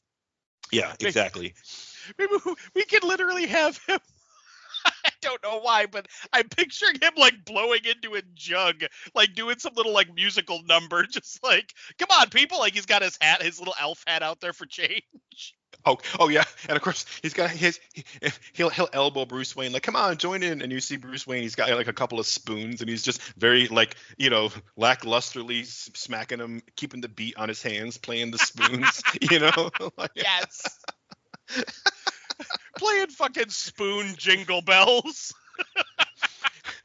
Oh, and then here we got to have him look at his watch at some point, and he's got, he's like a fancy Batman Dick Tracy watch, and it's got to say like, emergency Alfred button on there, but it keeps saying like, no signal, or, something flashing on his like, the old school 80s like digital readout, and right. It's like he's looking at it like, oh, he's not close enough to like pick up like a radio signal from, the Batcave, and they don't have any money. He's I don't know, hell, he's probably tried to call Alfred, but this is a made for TV movie, and let me stop just 1 second too to just say, as I was watching Planes, Trains, and Automobiles the most recently for this recording, I kept asking myself, why didn't he just call his wife and like wire me some money, send me a car? He's obviously has money. She could have sent him a fucking limo or a private car, or wired him some like Western Union money or some shit. Like, how come he didn't just call his wife and like say, rescue me? Like, I didn't understand it.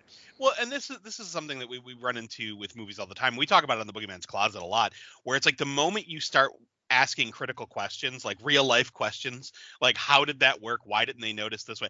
The whole thing falls apart. And this happens so much in films. And I'm sure people could do that with our episodes, Yeah, where it's because it's especially very, this one.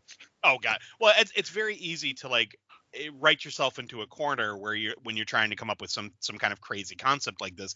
Like with Planes, Trains, and Automobiles, it's like, okay, well, the whole joke is them traveling. Well, how do we keep that going if we just have Muddy Wired? So it's like, it's that whole thing of like hand wavy, don't ask. It's like all the horror movies after 2000 where it was just like, oh, this area I can't get a signal. Yeah, Because otherwise that would stop the horror. yes, exactly. Like, and before getting rid of cell phones, it was like it's always got to be like, all the kids were always sneaking off to do something and didn't tell their parents where they were. That's every, not even horror movies, just like in general. Like, hell, I watched Stand By Me the other day, and I'm like, these kids are 12, and they're gonna sneak off for 2 days, and their parents are like, yeah, whatever. Yeah, that shit didn't work in real life. It's like my parents always knew where the hell I was going. They might not have known all of the shit I got up to, but they knew where I was going. Yeah. It's like there was no way I was going to be able to pull that off for days. Yeah, exactly. Anyway, I only mentioned that because there's going to be like, throughout this whole story, there's dumb places where you can say, hey, wait a second. And I'm like, okay, just shut up about it. Anyway. Right. Yeah. It's So, just, accept it. exactly.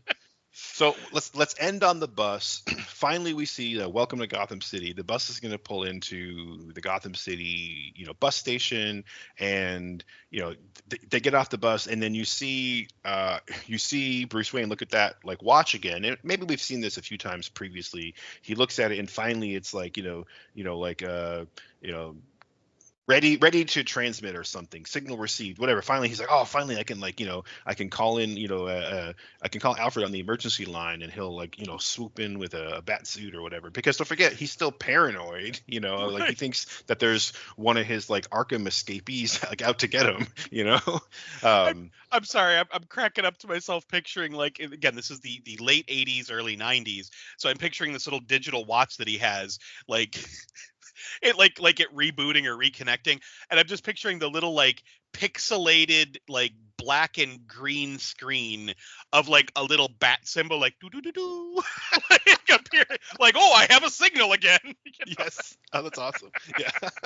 But this also gives us a chance right here to do a scene similar to in the first movie where, Steve Martin's character Neil Page was constantly trying to, break up with Dell. He was constantly trying to be like, well, this is where we part ways, old buddy. Like, yep. And so we can do a scene like that because now Bruce Wayne has the signal. He's trying to stay as incognito as possible, but he's also about to call in Alfred and sneak off in like a smoke bomb cloud or something. So he's got to get rid of Dell.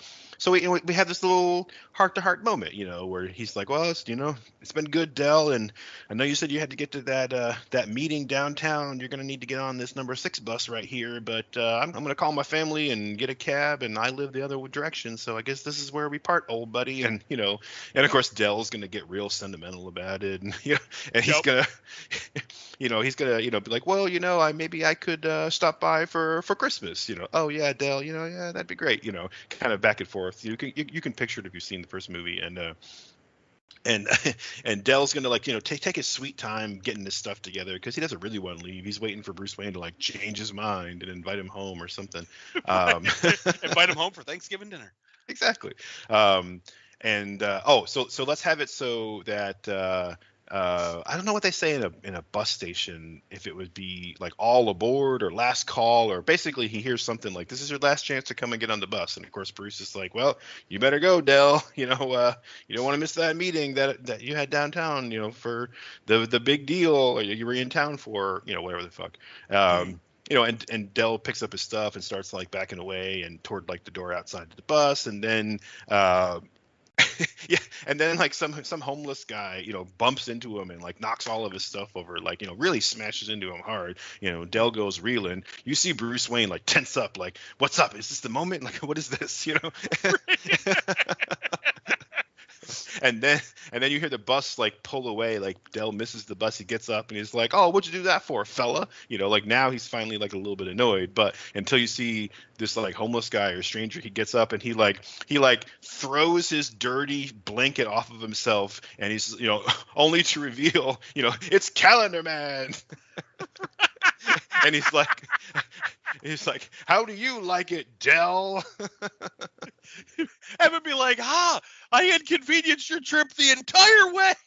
Like, I made it take way too long, and now you've missed your last chance to make your big meeting. Screw you, Dell. Screw you. And maybe have Bruce be like, wait, you weren't after me? And have him look at him and be like, why the hell would I care about a billionaire? Go to a business meeting. I don't care. Just like waves him off unceremoniously. Yeah. And maybe he was like, I never understood why you were slumming it so much. Just get out of here, Or and have Dell be like, what did I ever do to you? Like, what? He's like, 9 months ago, Dell. 9 months ago, you convinced me to buy your calendar shower rings. There were only 11 months, Dell. There were only 11 months. It's like, what about July, Dell? What would somebody think about July? Like, now you know what it feels like to be truly inconvenienced.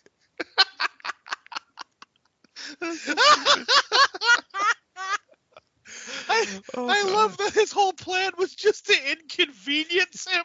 Right? Exactly. And of course, oh my God, I can't even imagine. I'm literally trying to put myself in Dell's shoes. Like, what the fuck would I even say back to that? Like, I'm speechless. Right, you would be rendered completely speechless from that, or you'd be like, okay. Wait, inconvenienced. Wait, what? Oh, and if we want to really drive home how ridiculous everything is, maybe Dell pulls the shower ring, the missing one, out of his pocket. And he was like, "I got it right here. You were my special meeting downtown. Don't you remember? You're Julian Day, right? Like, look in your planner, in your calendar. We had a meeting today." And of course, it would be so stupid if the calendar man was like, "Oh yeah, I forgot to check my calendar." Like, he was so focused on revenge that he forgot he had an appointment. That's awesome. Oh God. Oh shit. Well, and we should explain the reason that he blew up the plane on Tuesday. Basically, the Germanic version for the God of War, so for Mars, for the Roman version of the God of War. So it's an act of war. He blew up a plane. And then Wednesday, the whole EMP thing, again, going with the creation story on Wednesday, God said, let there be light. Well, he was like, screw that. I'm going to take the light away. So again, there's that whole connection there. And then, you had mentioned the whole Thursday's child has far to go thing from that old poem. Well, it's like, so he still had far to go or long to go. And he screwed up the last leg of the trip, meaning that Dell would still have far to go. Yeah. So yeah, and we have to have him go through that whole villain speech. Like, we kind of rushed into it because it was so silly. But we have when he reveals himself to explain his master plan, it's like on Tuesday I showed you that business is war or whatever. He and then the thing with the bomb, and then he's like and on Wednesday I showed you what it's like to truly know darkness or something stupid, right? Right. and then and now it's Thursday. It's Thursday, Dell, and Thursday's child has far to go. Just like you, Dell, because you missed the number 6 bus downtown. And he's like, ha! And then, yes, he can say that and then do the whole how does it feel to be truly inconvenienced? That's where we could put that whole I love that line, right? How does it feel to be truly inconvenienced? Oh God. And during his whole spiel, you see Bruce Wayne, he realizes, okay, he was after Dell, not after me. This is my chance. So he finally gets a chance to sneak away. You see Bruce Wayne run away into the bowels of the the bus station or whatever. He finally he pushes the emergency signal button on his watch and runs away. We cut back to Dell and Calendar Man, he's finishing the speech and they're having their whole interaction. Dell, of course, is going to be like, I swear I was going to bring it to you. I realized my mistake, and I wanted to come to town, but we were having all this trouble with the travel.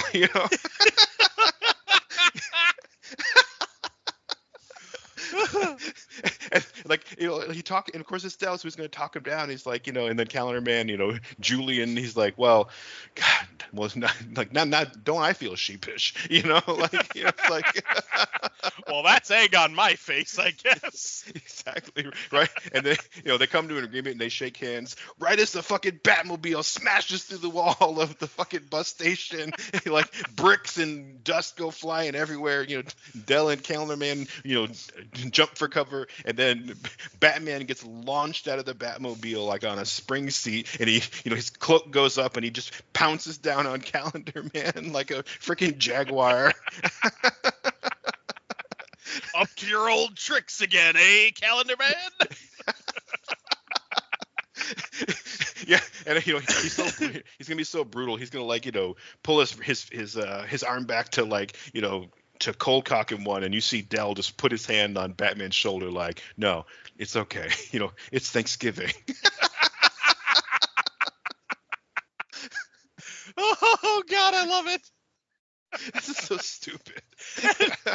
have Dell be like, dates are really important to this man. It's like this is my fault. I made a mistake, but I was gonna, for once I was gonna keep that appointment, and I was gonna prove him that I was, I could take dates just as seriously as he did. It's like, it's Thanksgiving, it's the time for family. He's like, I don't know where my friend Bruce went, but he'd tell you the same. Like. Batman has the soft expression, like almost like you're gonna hear the la la la type of music. Yeah, exactly. And then Batman's like, he's like, oh, Bruce Wayne, yeah, the billionaire lives here in town. Yeah, I know him. He, I think he was in the bathroom. I'll get him for you. And then he just hops back in the Batmobile and slowly pulls out as like rubble falls. Yeah, exactly. He's like. By the way, this is where the entire budget of the movie went, was this scene. This one scene, yeah. It was all right here. Oh, God. Oh, dude. We could do it where it's like the old made-for-TV superhero movies, where it's like you would see this like high production value in Hollywood movies, but then anytime they would do like a TV production, you'd get like the chintzy version. So it would be like the Batmobile in this could be like a fucking Honda with fins on it, all painted black. Yeah, and the wall is all like obviously styrofoam bricks, like spray painted gray, Yes. and then like he's like Bruce Wayne, I think he's in the bathroom. He'll be right back. But speaking of family, I gotta go. Whatever. He's like backing out in the little Batmobile, and maybe just for a split second, you see like one of the crew of the movie who's like pulling on the back of the car, like they were just gonna like they put it in neutral and they were just gonna back it up.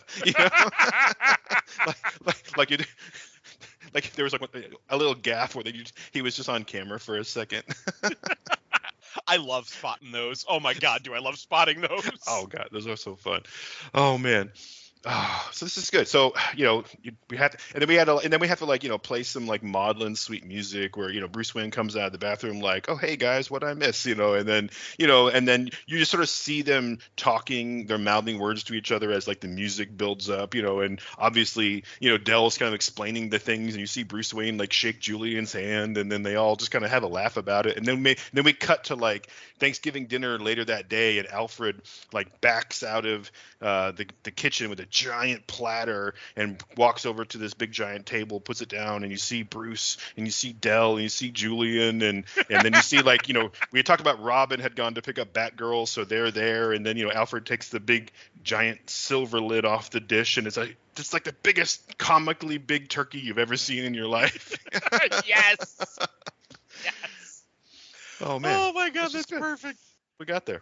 That is fucking perfect. This is so stupid. It was so dumb. Oh, I love it though. Oh, but yeah, I like where it ended. I like the truly inconvenienced part. That's really fucking funny. I think it all builds up to that, but yeah. Oh, this yeah. this was stupid and meandering, and I'm sure people listening to it are gonna like be wondering about, well, what about that? What about that? There's so many plot holes that we left. We just Oh didn't God. wrap up, you know? This is one of the many times, and we are going to have an episode where we talk about this toward the end of the year. But this is one of the many things where we just literally the idea came from the name. Like you threw out the planes, trains, and Batmobiles, and we were both like, "Ha, that's funny." That's as far as we got. Yeah, that's all it was. That's all it was. Yeah. Sometimes it works, sometimes it doesn't, and sometimes it takes a lot of work to get there. Yeah. Oh yeah, for sure. Sometimes we just roll with it. Like, you know what? Stop trying to like make it cool and clever and just, just go for it. Just barrel ahead and we'll see what happens. And yeah, I mean, this was definitely not like a screenplay we could sell in Hollywood, but we were having a good time, Exactly. And to be honest, like, I mean, our other we've had 3 Thanksgiving specials now, and I would say the only one of the 3 that I feel like could be fleshed out to a full-length story is the Pauly Shore one. Oh, absolutely. Yeah. I definitely think that's a high point for like the whole podcast and all the episodes we've ever done. Like that's a high point for me. I really thought it was clever. Like I'm proud of that one for sure. It was so funny. Oh, absolutely. Yeah, that's one of my favorites. But see, and that's what I'm saying. Like there's an idea where the concept, we had to kind of work at figuring out what we were going to do, because originally it was son-in-law, something with son-in-law. And then I think it was you that mentioned National Lampoons, that we should do something with National Lampoons. Yep. And we somehow ended up and they haven't done a Thanksgiving National Lampoons. And then we're like, oh, wait a second. And then you had told me, have you seen the kind of like reboot, the new Vacation where Rusty is the dad? And I was like, oh, I haven't watched that one yet. And you're like, watch that one. Watch that. And I remember watching it, and that's kind of was the linchpin for me of like, oh, here's how we can make it work with Pauly Shore. So there was a lot of like back and forth with that one prior to figuring out what we were even going to do. It was just kind of throwing ideas around. We knew we wanted Pauly Shore. We knew we wanted National Lampoons. We didn't know anything else. But this was 100% just based on the hilarity of the name, because Planes, Trains, and Batmobiles is fucking funny. Yeah. Yeah, it was literally like as soon as we nailed that, it was like, all right, that's it. We just put it on the schedule. We're gonna do it, And but this is good. I like this one too because it's a true improv in that we really had nothing planned ahead of time, but also like just as if we were doing improv comedy where like you don't know where it's gonna go, and it doesn't necessarily have to make any kind of sense. We just roll with whatever the next prompt is, and we came to the table with a couple of prompts, like the whole Tuesday, Wednesday, Thursday, like significance and how do we fit in Calendar Man, but like we didn't really have a whole lot. But it was just like, all right, let's go to the next prompt and like make it work. And so I was definitely flailing in the middle. I think you can listen to it back and hear the spot where I was really starting to be like, I don't fucking know what's next, but I think we pulled it out. Yeah, no, I was absolutely doing that too. So that's 100% on both sides.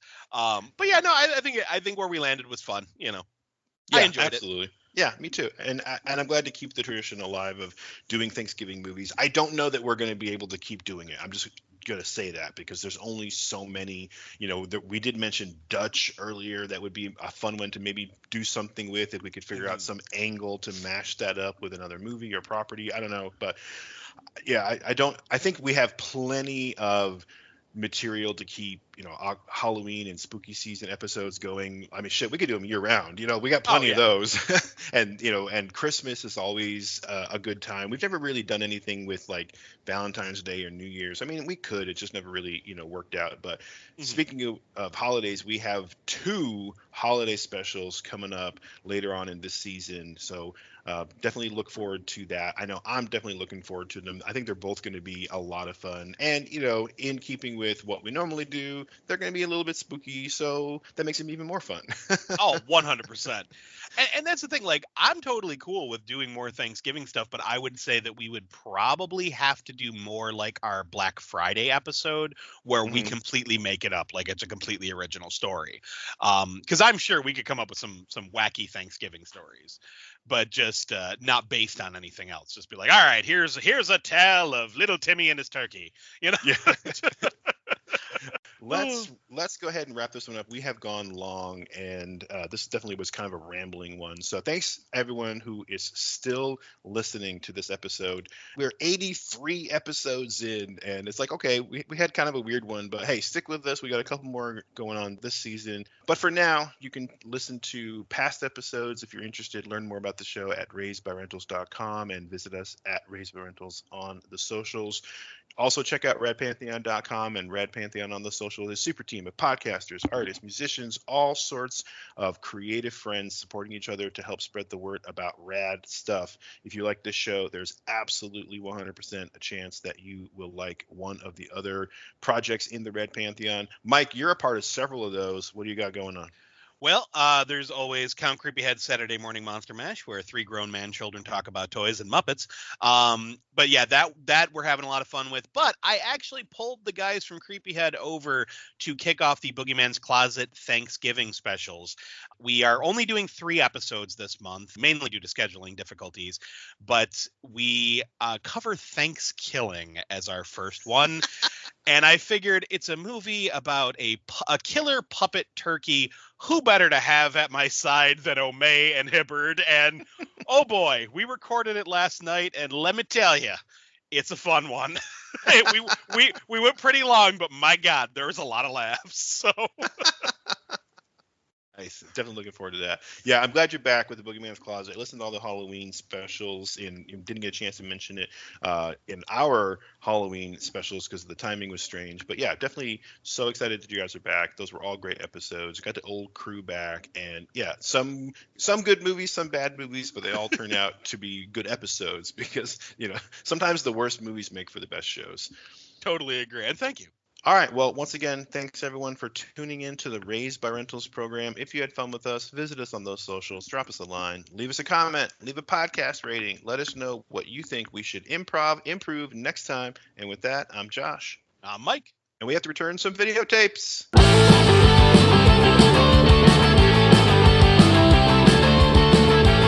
Raised by Rentals is a member of the Rad Pantheon Network. Visit radpantheon.com to support rad stuff. The theme music is Forbidden Fruit by Velvet Bethany. You can purchase music and learn more at velvetbethany.com.